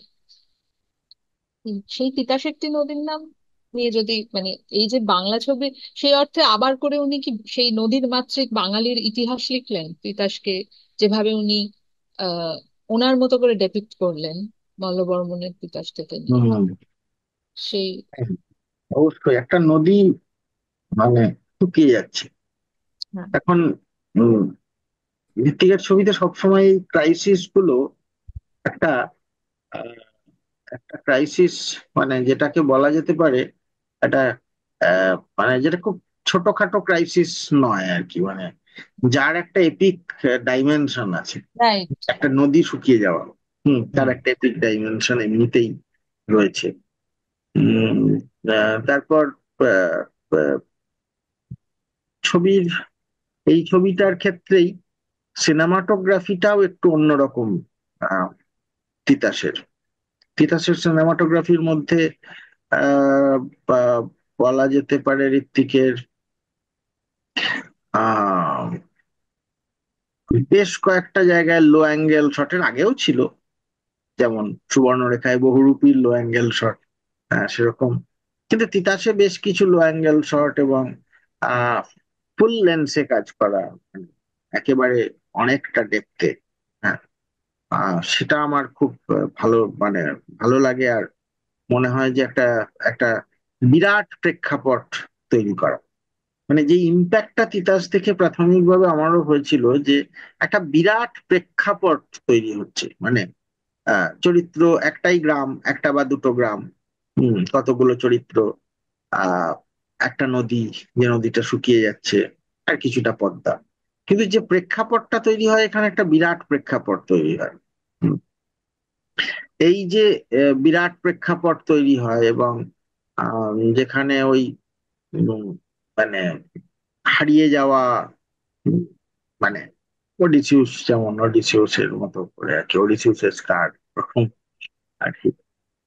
এরকম ভাবে অনেকগুলো জায়গা আছে যে আহ, আস্তে আস্তে আহ কতগুলো, নদীটা শুধু শুকিয়ে যাচ্ছে না, তারই সঙ্গে আহ একটা সমাজ, সেটাও ওলটপালট হয়ে যাচ্ছে, সেটার মধ্যেও পরিবর্তন দেখা যাচ্ছে। সেও কতগুলো আহ এর মধ্যে দিয়ে যাচ্ছে। আবার একই সঙ্গে কিন্তু শুধুমাত্র এইটুকুই নেই, তাহলে একটা ভাববাদী গল্পে পরিণত হতো। সেখানে কিন্তু এক এক রকম ধরনের ফিউডাল ইন্টারভেনশন হাজার হোক, সেখানে তো একটা সমাজটা, এবং তখনো পর্যন্ত তো এক ধরনের সামন্ত তন্ত্রের নিয়ন্ত্রণই রয়েছে। এই সবকিছু মিলে তিতাস একটা মানে তিতাসের বিশেষ করে শেষ দিকটা তো একটা স্বপ্নের মতো ছবি। মানে হুম মনে হয় যে, কি বলবো, এইটাই মহাকাব্যিক অভিঘাত বলে আমার মনে হয়। যেটাকে খুব বাস্তব বলে মানার দরকার নেই, যে বাস্তবে এরকম হচ্ছিল এরকম তো আমরা ভাবছি না। হুম হুম ওটা দেখতে গিয়ে ইমেজ গুলো মনে হচ্ছে যেন আমাদের ওভারওয়েলম করে নিচ্ছে। হ্যাঁ, এইটা তিতাস তো একটা মানে আলটিমেট এক্সাম্পল বলা যেতে পারে এপিক সিনেমার। আর ডেফিনেটলি। যেটা জানা যায় সেটা হচ্ছে যে তিতাস উনি যখন বানাচ্ছেন, তিতাসের শেষ দৃশ্যটা তো আমাদের প্রত্যেকের, মানে আমরা বহুবার আলোচনা করেছি। আহ এবং শেষ দৃশ্যের মতন ওইরকম একটা এত এত দুর্ভাগ্য বিপর্যয় এবং যে এপিক ক্রাইসিসের কথা মানুষটা বললেন, তার শেষেও কিন্তু অনন্তের মা যখন প্রায় হুম সেন্সলেস হয়ে গেছে, জল হুম মানে ঘুরে ঘুরে হুম পানি ঘুরে জল খোঁজার চেষ্টা করছে, সেখানেও কিন্তু একটি ছোট ছেলে সে হুম ভেপু বাজিয়ে আসছে, এটা তো একটা হুম হুম আশার আলো দেখিয়ে ঋত্বিক শেষ করেছে। অথচ সেই সময় ব্যক্তিগত জীবনে তিতাস বোধহয় ওনার একদম শেষ ছবি দুটোর একটা, তার শেষ ছবির যুক্তিতক্ক গল্প তিতাসও বোধহয় ওই তার আশেপাশেই করা, এবং বাংলাদেশ গিয়েছিলেন। এবং সেই সময় ব্যক্তিগত জীবনে উনি একেবারে মানে শরীর একদম ভেঙে গেছে, হুম মানে সেরকম ভাবে উঠে দাঁড়াতে পারেন না এরকম অবস্থা সব সময়। সেই জায়গায় উনি কিন্তু এরকম ভয়ানক আশার কথা ভাবছেন, অথচ নিজে প্রায় মৃত্যু মুখে তখন। তো সেটাও একটা খুব ইন্টারেস্টিং যে ওনার চরিত্রকে যদি, মানে এটা একটু ব্যক্তিগত জায়গায় যাওয়া হচ্ছে, আমরা এতক্ষণ তো নৈর্ব্যক্তিক ভাবে ঋত্বিককে দেখার চেষ্টা করছিলাম, কিন্তু ঋত্বিক ব্যক্তি হিসেবে এমন, যেটা হয়তো ওনার যেভাবে উনি রচনা করেছেন ছবিগুলো, যেটা মানুষটা বললেন যে আহ ব্যক্তি দিয়ে শুরু করেন এবং তারপরে এক বিরাটের কাছে চলে যান, সেই রকম ভাবে ওনার নিজের জীবনটাও যদি আমরা দেখি, হুম সেটাও কি একটা অদ্ভুত নয়? এবং আশিস নন্দীরই একটা লেখায় পড়েছিলাম আহ যে ঋত্বিককে উনি ব্যাখ্যা করছেন বাংলার এক অদ্ভুত আহ প্রোটোটাইপ ক্যারেক্টার দেবদাসের মধ্যে দিয়ে। যে এসেন্স যদি দেবদাসের এসেন্স যদি না হয়, যে নিজেকে ক্ষয় করে যাচ্ছে করে যাচ্ছে, নিজেই নিজেকে ক্ষয় করে যাচ্ছে, ঋত্বিকও খানিকটা সেরকম ছিলেন। এবং তার যারা সমকালীন বন্ধু বান্ধব, তারা আবার বলছেন যে ঋত্বিক ওই সময় আর কোনো মানে ওনার নিজের কাজ সেই সময় তো তাকে সেইভাবে স্বীকৃতি দেয়নি, একমাত্র মেঘ ঢাকা তারা বাদ দিয়ে তো সেইভাবে স্বীকৃতি পাননি। তো ঋত্বিকের এই ওই যে হতাশা, সেটা থেকে আসা যে হতাশা, সেখানে হয়তো ওনার মানে উম ওইভাবে আর কি ড্রিঙ্ক অ্যালকোহলিজম ছাড়া বোধহয় ওনার নিজে আর কোনো উপায় ছিল না। এই এই নিয়ে কি কিছু আপনার বলার, বলতে চান মানুষটা, হুম। মানে ব্যক্তি ঋত্বিক? তো বটে, যারা ঋত্বিকের ছবি বুঝবেন বলে ঋত্বিক নিজে মনে করেছিলেন, তারা ঋত্বিকের ছবি উম, বুঝেছিলেন কিনা জানি না, তারা লেখালেখি করার সময় বা বলার সময় ঋত্বিককে কুৎসিত ভাবে নিন্দেই করেছিলেন। যেমন তারা সলিল চৌধুরীকেও করেছিলেন। হুম, এটা বাঙালির একটা প্রবণতা। উৎপল দত্ত, সৌমিত্র, সবাইকেই করা হয়েছিল। তো আহ, এখন ঋত্বিকের ক্ষেত্রে সেটা অনিশ্চয়ই অনেক বেশি করে মানে হতাশাজনক মনে হয়েছিল ওর। হ্যাঁ।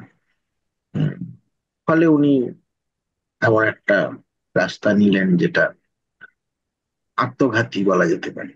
হুম, নিজেকে ক্ষয় করে দেওয়া।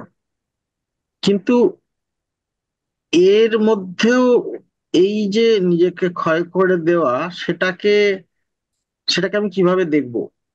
যদি ঋত্বিকের চোখ দিয়ে দেখতে হয়, তাহলে যুক্তিতক্ক গপ্প দিয়ে দেখা যেতে পারে। একদম একেবারেই সেটাই। একেবারেই। হুম নিজেকে হুম। ক্ষয় করে দেওয়াটাকে কিন্তু যুক্তিতক্ক গপ্প দেখলে বোঝা যায় যে যুক্তিতক্ক গপ্পের মধ্যে এক ধরনের সেলফ ইন্ডালজেন্স আছে নীলকণ্ঠ বাগচি চরিত্রটার মধ্যে। Right. তার মধ্যে এক ধরনের ইগো আছে। হুম। তাহলে এটা কিন্তু আশ্চর্যের যে একজন মানুষ তিনি যখন নিজেকে দেখছেন হুম। তখন কতটা ক্রিটিক্যালি দেখতে পাচ্ছেন এটা ভাবা যায় না। এটা এটা ভারতীয় চলচ্চিত্রে ভারতীয় চলচ্চিত্রে কেন ভারতীয় সমাজেই বিরল একটা প্রতিভা, বিরল এক- একটা জায়গা। একদমই। কারণ সাহেবরা যখন অটোবায়োগ্রাফি লেখে বা ইত্যাদি তখন দেখা যায় যে তারা নিজেদেরও আহ, দোষ গুণ সবকিছুই লিখে দিতে পারে। আমাদের দেশে তো সেটা নিয়ম নেই। হ্যাঁ, কিন্তু মেঘে ঢাকা তারা যেন যুক্তিতক্ক যেন সেই রকম একটা জায়গা যেখানে পরিচালক ঋত্বিক, স্রষ্টা ঋত্বিক, অথার ঋত্বিক, হুম, এবং অভিনেতা ঋত্বিক সব মিলেই কিন্তু ঋত্বিক ঘটক নামের যে ইমেজটা সেই ইমেজটার সঙ্গে আহ সেই ইমেজটাকে উনি দেখাচ্ছেন যেভাবে সেটা হচ্ছে এক ধরনের সেলফ ইন্টারভেন্স হিসেবে। এবং এই যে এবং নিজেকে নিজেকে কনফিউজড ভাবে ডিক্লেয়ার করছেন, ওই যে হ্যাঁ, জঙ্গলে আই এম কনফিউজ ভাবে কনফিউজড। ডিক্লেয়ার হ্যাঁ করেন, হ্যাঁ। declare কখনো করছেন, কখনো নিজেকে প্রচন্ড কমিক্যালও করে তুলছেন কিছুটা। Pertinent exactly. কিছু পলিটিক্যাল কোয়েশ্চেন রেজ করছেন, যে তারপর এলেন মানে মার্কস এঙ্গেলস এর পরে তারপর এলেন কমরেড লেনিন, তারপর এলেন কমরেড স্টালিন। মজাটা হচ্ছে যে আসলে এবং ওই কথাগুলো যেগুলো উনি বলছিলেন সেগুলো সত্যি বস্তা পচা কথা। হ্যাঁ, তারপরেই অনন্য রায় কিন্তু বলে যে বস্তা পচা কথাগুলো কেন বলছেন, কি মানে এটা রাইট। আহ, মদের পয়সা সংগ্রহ করতে চান। এই যে এই যে সেলফ সেলফ রিফ্লেক্সিভিটিটা হুম খুব সিরিয়াস একটা আলোচনার মধ্যে অনন্য রায়ের একটা কথা বসাচ্ছেন, তারপর বলছেন যে ছোড়া ধরে ফেলেছে দেখছে। হুম হ্যাঁ, এই যে সেলফ রিফ্লেক্সিভিটিটা এইটা কিন্তু আর কোনো মানে ওই ওর স্ট্রেচারের ওই মানে 74 সালে, 1974 সালে তো ঋত্বিক ঘটক আর যাই হোক ভারত পরিচিত একটা নাম। অবশ্যই অবশ্যই। হুম। আইপিটি আইপিটি তার সঙ্গীরা তো বটেই, এফটিআইআই এর তিনি এফটিআই যে এ চলে গেছে। ছাত্রকুল তৈরি রাইট। করেছেন। বিশাল। হ্যাঁ, তিনি তিনি তিনি ততদিনে লেজেন্ড হয়ে গেছেন। হ্যাঁ, একদম। কিন্তু নিজেকে যখন দেখছেন উনি কি আশ্চর্য সেলফ ক্রিটিক্যালি দেখছেন, সেলফ রিফ্লেক্সিভলি, ক্রিটিক্যালি বলবো না, সেলফ রিফ্লেক্সিভলি দেখছেন নীলকণ্ঠ চরিত্রটাকে। নিজেকেই তো লিখতে হয়েছে নিজের সম্পর্কে ওরকম একটা চরিত্র। হুম। হ্যাঁ। এটা সেটা প্রমাণ করে অনেক কিছু। হুম। এটা এবং অ্যাকচুয়ালি উনি নীলকণ্ঠের মাধ্যমে নীলকণ্ঠকে যখন ক্রিটিক করছেন এবং নীলকণ্ঠর সামনে যখন আয়না ধরছেন কনফিউজড বলে নিজেকে ডিক্লেয়ার করছেন, সেই সময় কিন্তু উনি ওনার সমকালীন যে বাঙালি ইন্টেলেকচুয়াল এবং হয়তো আমাদের সময়কার বাঙালি ইন্টেলেকচুয়ালকেও উনি মোটামুটি ডিফাইন করে দিচ্ছেন যে কোথায় একদমই কোথায় তাই। ফাঁক রয়েছে বা কিন্তু বেশিরভাগই আগামীতেও ফাঁক থাকবে আর কি। অনেকেই কিন্তু ওই যে পরশ পাথরের ওই জায়গাটা আছে না যেখানে ইমাজিন করছেন তুলসী চক্রবর্তী যে তার মূর্তি বসানো হয়েছে, সেই হ্যাঁ মূর্তির নিচে বলছে ভারত তথা বিশ্ব তথা এশিয়ার কৃতি সন্তান পরেশচন্দ্র, কি জানো পরেশচন্দ্র বিশ্বাস নাকি, হ্যাঁ হ্যাঁ। বলে তাকে ইয়ে করা হচ্ছে, মানে ফুল মালা টালা দেওয়া হচ্ছে, ফুল দেওয়া হচ্ছে। তো উনি ওটা ইমাজিন করে খুব আনন্দ পাচ্ছেন। ভারতবর্ষে কিন্তু বেশিরভাগ ক্ষেত্রেই তাই হয়, যারা একবার সেলিব্রিটি হয়ে যান তারা ওইরকম মানে ওটা ওই ওই অবস্থাতে ওই রকম ভাবেই হ্যাঁ, নিজেদের করতে থাকেন। হ্যাঁ, হঠাৎ সেলিব্রিটি হয়ে যাওয়া আর কি, আবার হঠাৎ সেলিব্রিটি হঠাৎ হয়ে না, যাওয়া আর কি। এমনিও হলে এমনিও মানে হঠাৎ না হলে সত্যিকারের সত্যিকারের মানে সেলিব্রিটি হলেও তারা ভাবতে থাকেন মানে নিজেদের গলদ এরকম। চোখে পড়া খুব মুশকিল না, আমার। তার মুশকিল। কারণ হচ্ছে এখানে তো একটা ব্যবস্থা হয় সেটা হচ্ছে আইকন চাটুকার, হয়ে। চাটুকার ওয়ার্শিপিং, ব্যবস্থা। হ্যাঁ, ওয়ার্শিপ, আইকন ওয়ার্শিপ যেটা প্রচন্ড বেশি আইকন আর কি। ওয়ার্শিপ এবং চাটুকারই একটা ব্যবস্থা, চাটুকার যেটা সবাই চাটুকার তো মানে চাটুকার। হ্যাঁ, নিজেকে ক্রিটিসাইজ করাটা কিছুটা হ্যাঁ, মানে মানে শোয়িং উইকনেস হয়ে যাচ্ছে, যে মানে হ্যাঁ, হ্যাঁ, একদমই তাই, আনফরচুনেট একদমই খুবই। তাই। হ্যাঁ, যেটা যেটা উল্টোটা হওয়া উচিত অ্যাকচুয়ালি, যে নিজেকে যত উল্টোটা বেশি হয়েছে। হ্যাঁ, ক্রিটিসাইজ করা হ্যাঁ, উচিত, that means shows honesty what ever. সেইটা উনি একদম। নীলকণ্ঠ বাগচির মাধ্যমে করে দেখিয়েছেন। হুম, তো আমি হ্যাঁ, এই ওইটা খুব মুহূর্তে ইউনিক অ্যাকচুয়ালি, ওই হুম, ধরন মানে যুক্তিতর্ক গপ্প। মানে আমি দেবরাত্রির সাথে আলোচনা করছিলাম, এই হ্যাঁ ছবিটা আচ্ছা। একদম ওনার শেষ ছবি, কিন্তু হুম, কিন্তু অদ্ভুত ভাবে এই ছবিটা কিন্তু খুব ইউনিক ছবি আমার মনে হয়। আমি জানি না মানে ইউনিক ছবি। ভারতে এরকম কোনো ছবি হয়েছে কিনা যে হ্যাঁ, নিজেকে হ্যাঁ, কনস্ট্যান্টলি। ঠিকই। একদমই। তো এই নোটে আমি এবার কয়েকটা এতক্ষণ বেশ যে আলোচনাগুলো হয়েছিল তাতে কোনো খুব একটা আহ, কারোর আপত্তি করার কিছু নেই বা বিতর্ক ওঠারও কিছু নেই। এবার কয়েকটা প্রশ্ন রাখছি যেগুলো হয়তো মানে কারো কারো অপছন্দ হতে পারে। সেটা হচ্ছে, এক হচ্ছে ইপটা থেকে বেরিয়ে যাওয়া। ইপটা থেকে উম, হুম। ঘটক বেরিয়ে গিয়েছিলেন ওই যে সেই বিখ্যাত অন কালচারাল ফ্রন্ট হুম। বলে লিখে উনি সব গলদগুলো দেখিয়ে বেরিয়েছিলেন, এবং উৎপল দত্ত ইপটা থেকে বেরিয়ে গিয়েছিলেন। এবং হুম। আহ, কিন্তু এরা কেউ কিন্তু মানে মার্জিয়ান থটে থেকে শিফট করেন, সেই না, চিন্তা বা সেই ইডিওলজি থেকে শিফট করেন। না। কিন্তু এইখানে মানে মানে আজকে ঋত্বিকের শতবর্ষে দাঁড়িয়ে আমার এইটা প্রশ্ন, এটা এটা হয়তো খানিকটা নিজেদেরকেও প্রশ্ন করা। সেটা হচ্ছে যে সেই অর্থে দেখতে গেলে কি পার্টিজান রিজিডিটির মধ্যে কোনো শিল্পী ফ্লারিশ করতে পারে না? সেই কারণেই কি ঘটককে, উৎপল দত্তকে, সলিল চৌধুরীকে বেরিয়ে যেতে হয়েছিল? নাকি ইন্ডিভিজুয়ালিজম সারফেস করে, নাকি এটা শিল্পীরই দোষ? এইটা নাকি দুতরফেরই কিছু সমস্যা?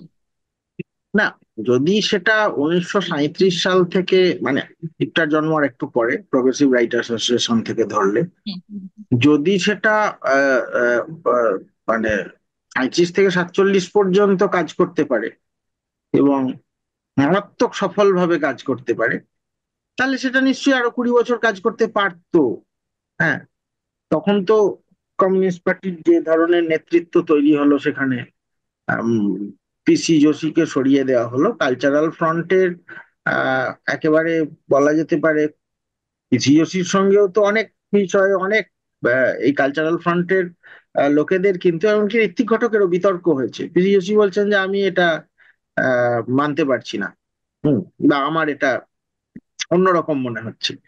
আহ, তর্ক করেছেন এরা, কেউ ঋত্বিক ঘটক, বুজন ভট্টাচার্য, তাদের সঙ্গে তর্কও হয়েছে। হ্যাঁ, এদের সবার সঙ্গেই সেই রকম একটা জায়গা ছিল। হ্যাঁ, আহ, যেমন ইফতার সম্পর্ক আহ, ইসমাত চুগতাইয়ের সঙ্গে, হ্যাঁ, যে একটু স্ট্রেন্ডও ছিল। হুম, সে যে সবসময় যে খুব খোলামেলা ছিল তা না, একটু বিতর্ক, কিন্তু তা সত্ত্বেও এরা সবাই কিন্তু ছিলেন এবং এরা মনে করছিলেন যে এটা একটা খুব সফল প্ল্যাটফর্ম হতে পারে এবং আহ ভারতবর্ষ একটা ফিউডাল ঔপনিবেশিক শোষণে জর্জরিত ভারতবর্ষ যে একটা নতুন রাজনীতি তৈরি করার চেষ্টা করছে, নতুন সমাজ, সেখানে একটা জরুরি প্ল্যাটফর্ম এটা। সেটা তো পিসিএসসি সরে যাওয়ার পরে সেটা চলে গেল। সেটা কিন্তু কারণ এই তর্কের পরিসরটা আর থাকলো না। হ্যাঁ, পার্টি বলে দেবে কি করতে হবে, পার্টি বলে দেবে কোন গান গাইতে হবে, হুম। পার্টি করে দেবে কোন থিয়েটারটা হচ্ছে করা যাবে না। তার ফলে যা হবার তাই হয়েছে, এরা সবাই নিজেদের কাজ করতে হয়েছে এদের বাইরে বেরিয়ে গিয়ে। কেউ দল করেছেন, কেউ দল করেননি। বিজন ভট্টাচার্য কোনো দলে যাননি, সৌমিত্র দল করেছেন নিজের, আহ, উৎপল দত্ত নিজের দল করেছেন, সলিল চৌধুরী চলে গেছেন বম্বে কাজ করতে, ঋত্বিক নিজের মতো করে কাজ করার চেষ্টা করেছেন। এই এখানে একটা প্রশ্ন করতে চাই এই মানুষটাকে।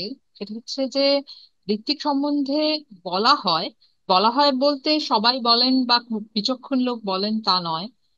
এবং আহ, মানে আমরা তো নিশ্চয়ই কেউ এই বলাগুলোকে সমর্থন করি না বলেই এই প্রশ্নটা রাখছি, কারণ হঠাৎ করেই প্রাসঙ্গিক হয়ে উঠেছে। কারণ আমাদের সময়টা এতটাই বোকাদের সময় যে এই বোকা প্রশ্নগুলো আনফরচুনেটলি এখন প্রাসঙ্গিক হয়ে গেছে। সেটা হচ্ছে ঋত্বিকের ছবিতে যে আর্কিটাইপের ব্যবহার, সেই আর্কিটাইপ ভীষণভাবে হিন্দু মিথোলজির মধ্যে প্রথিত।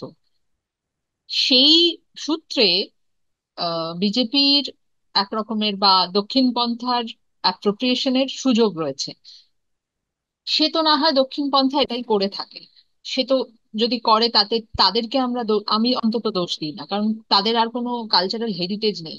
তাদেরকে এইসবই করতে হবে।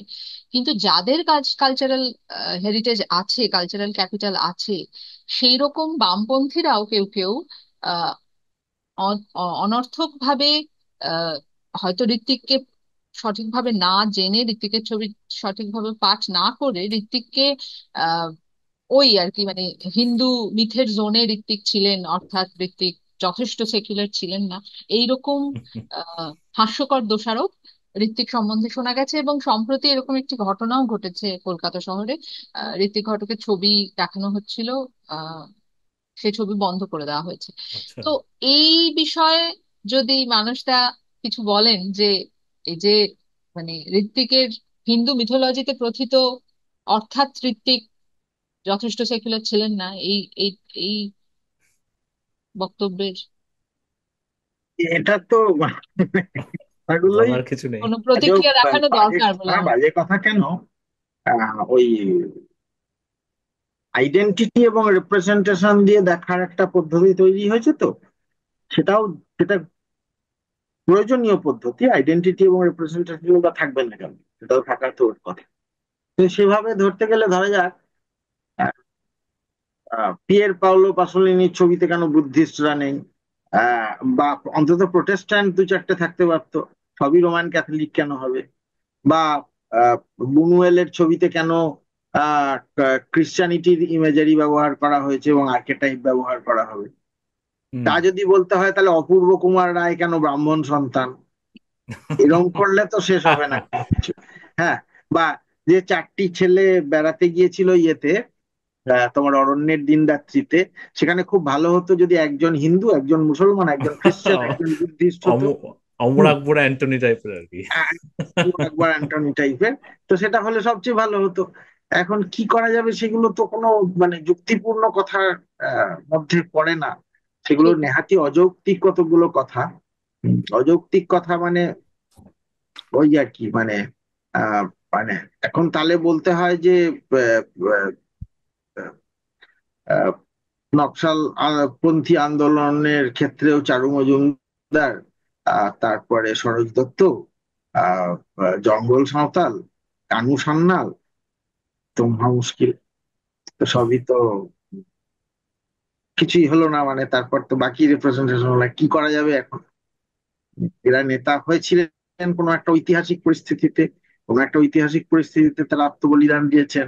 এখন যদি এটা বলতে হয় যে এই সবকিছু আইডেন্টিটি এবং রেপ্রেজেন্টেশন ম্যাপে ম্যাপে করতে হবে, তাহলে মনে হয় যে যারা, কেউ যদি বলেন তাহলে বলতে হয় যে তাকে, যে যাই হোক আর যাই হোক, আর্ট কালচার কিছু ওরম ভাবে হবে না আর কি। আর ঋত্বিকের ক্ষেত্রে যদি বলা হয়, তাহলে তারা ভালো করে দেখেন না, মানে তারা তারা গল্পটাকে দেখেন। তারা, মুশকিলটা হচ্ছে যারা এই কথাগুলো বলেন না, তারা গল্প দেখেন।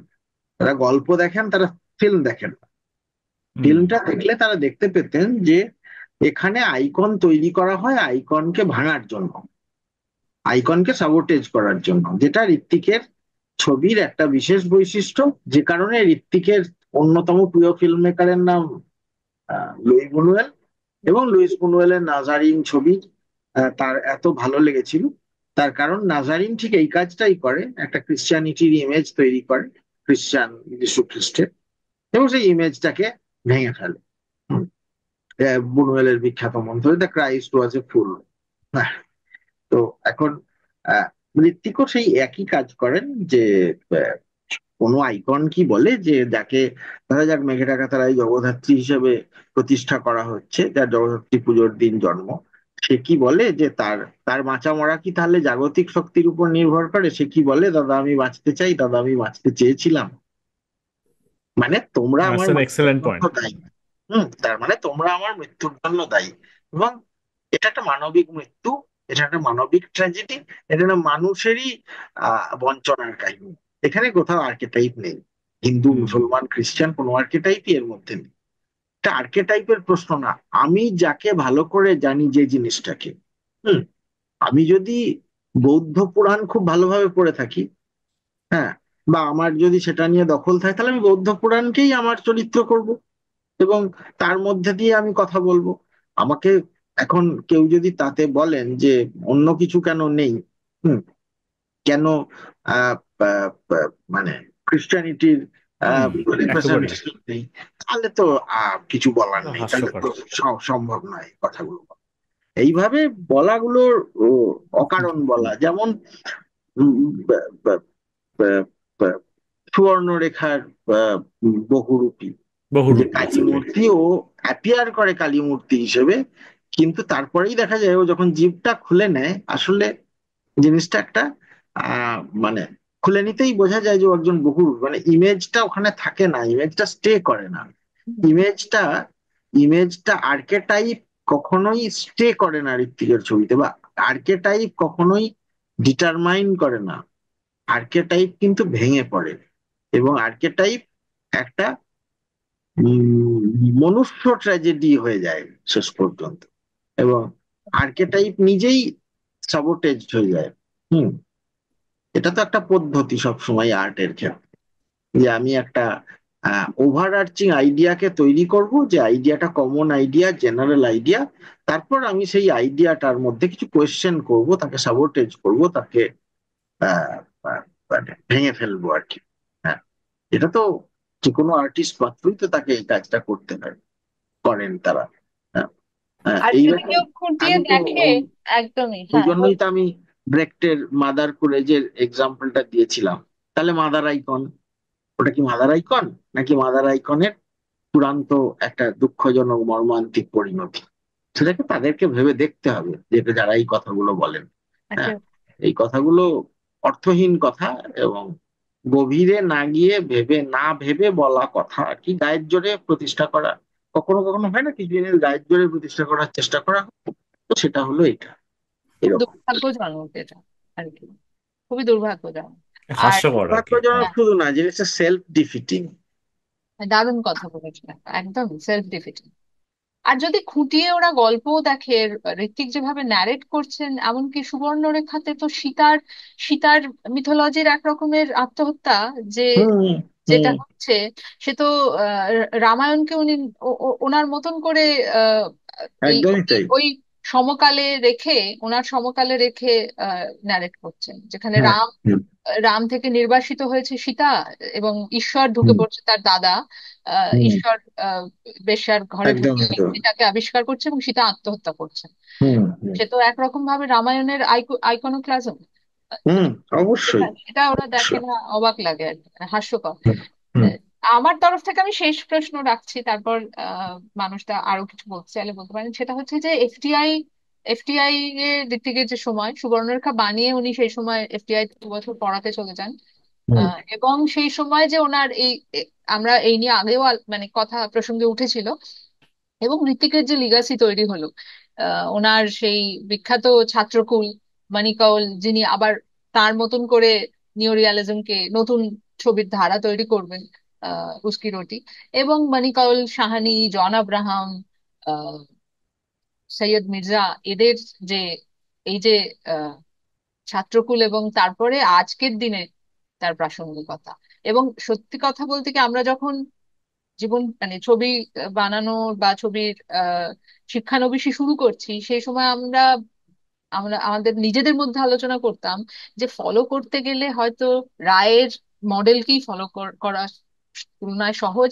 ঋত্বিক এমন একটা জিনিস, তার উত্তরসূরি ওইভাবে তৈরি হয় না, হয় সে ঋত্বিকের উত্তরসূরি হয়ে জন্মেছে, অথবা ঋত্বিকের থেকে ওইভাবে আর কি মানে ঋত্বিককে মডেল তৈরি করা খুব কঠিন। খুবই কঠিন, হ্যাঁ। হ্যাঁ, তো সেই জায়গায় দাঁড়িয়ে ঋত্বিকের প্রাসঙ্গিকতা আজকের হুম, আজকের সিনেমায়, ভারতীয় এবং বাংলাদেশ।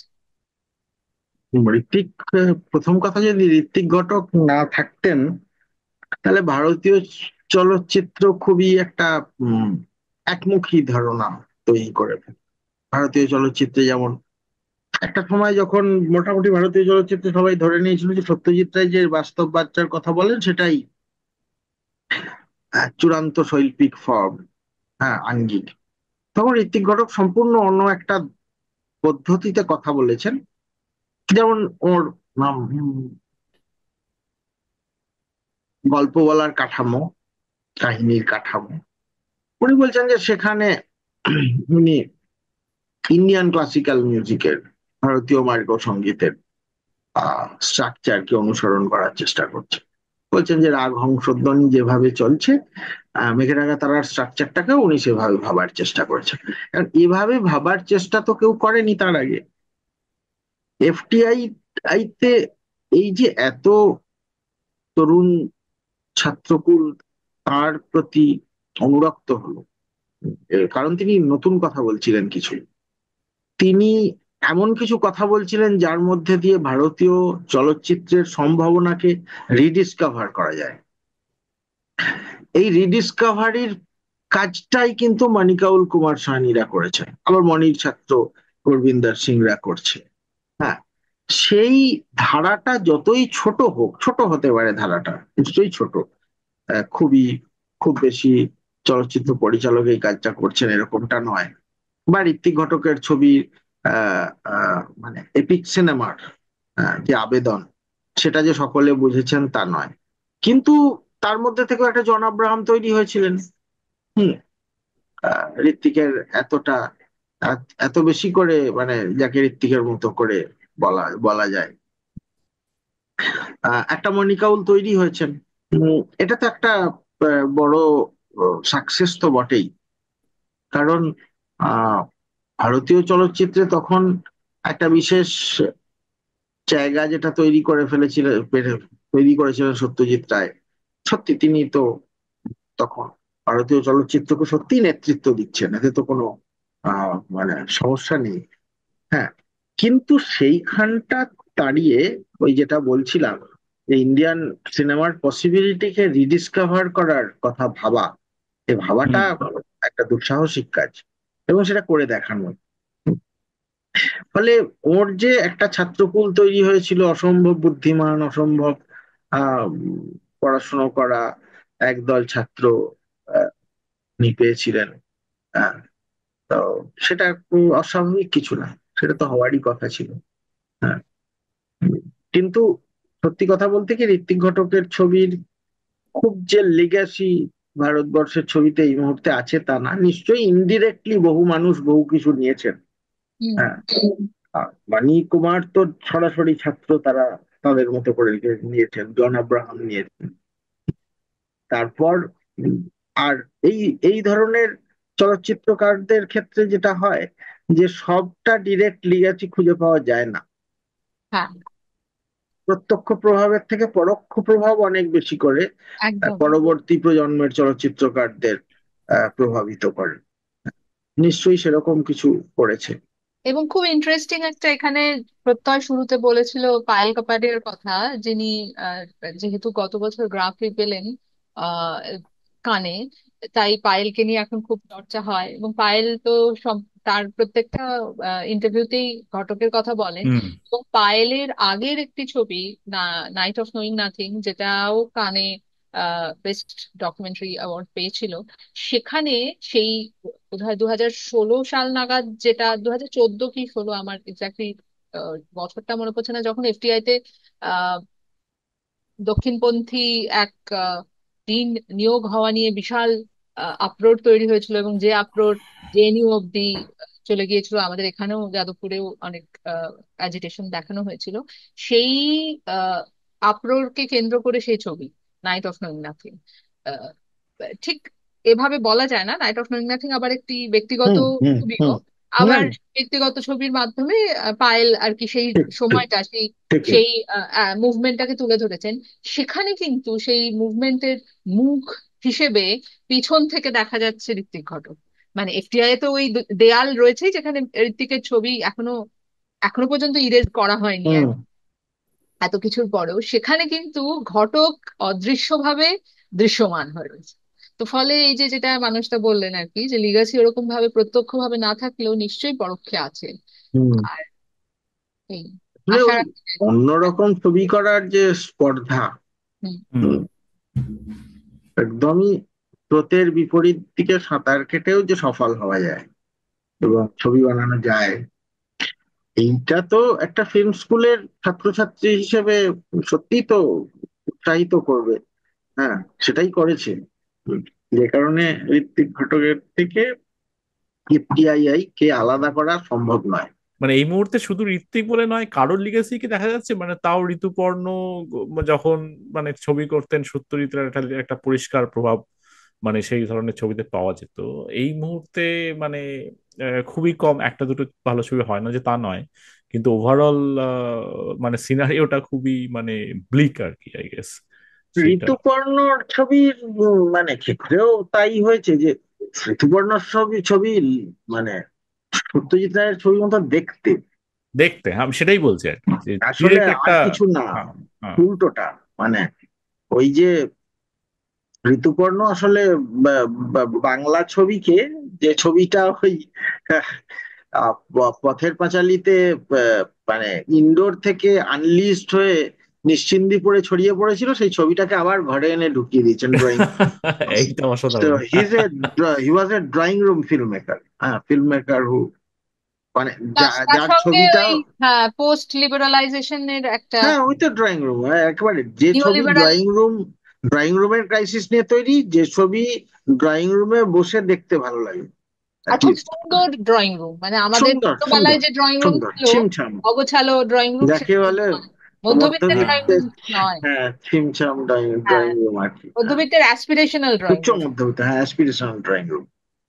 অ্যাসপিরেশনাল। তো এই তাহলে আর 2 ঘন্টা আমরা আলোচনা করছি, আজকে তাহলে শেষ করি। হ্যাঁ, হ্যাঁ, আমার যদিও মনে এই হয় যে আলোচনা এখানে শেষ র্যাপ আপ হওয়ার করা নয়, যাক। তো কিন্তু মানুষটাকে, হ্যাঁ, খুবই ভালো লাগলো এই আলোচনা নিয়ে মানে কথা বলতে, আই গেস। তো আমরা মানে ডেফিনেটলি আবার আমরা আলোচনা করতে চাই, হয়তো অন্য কোনো টপিকে সেদিন করবো আর কি। নিশ্চয়ই, আমারও এই, খুব ভালো লাগলো। Thank you. থ্যাংক ইউ ঠিক মানে আছে, খুব ভালো থাকবেন। ঠিক আছে, দেখা হবে আবার। ওকে। দেখো দেখো, হ্যাঁ। দেখা।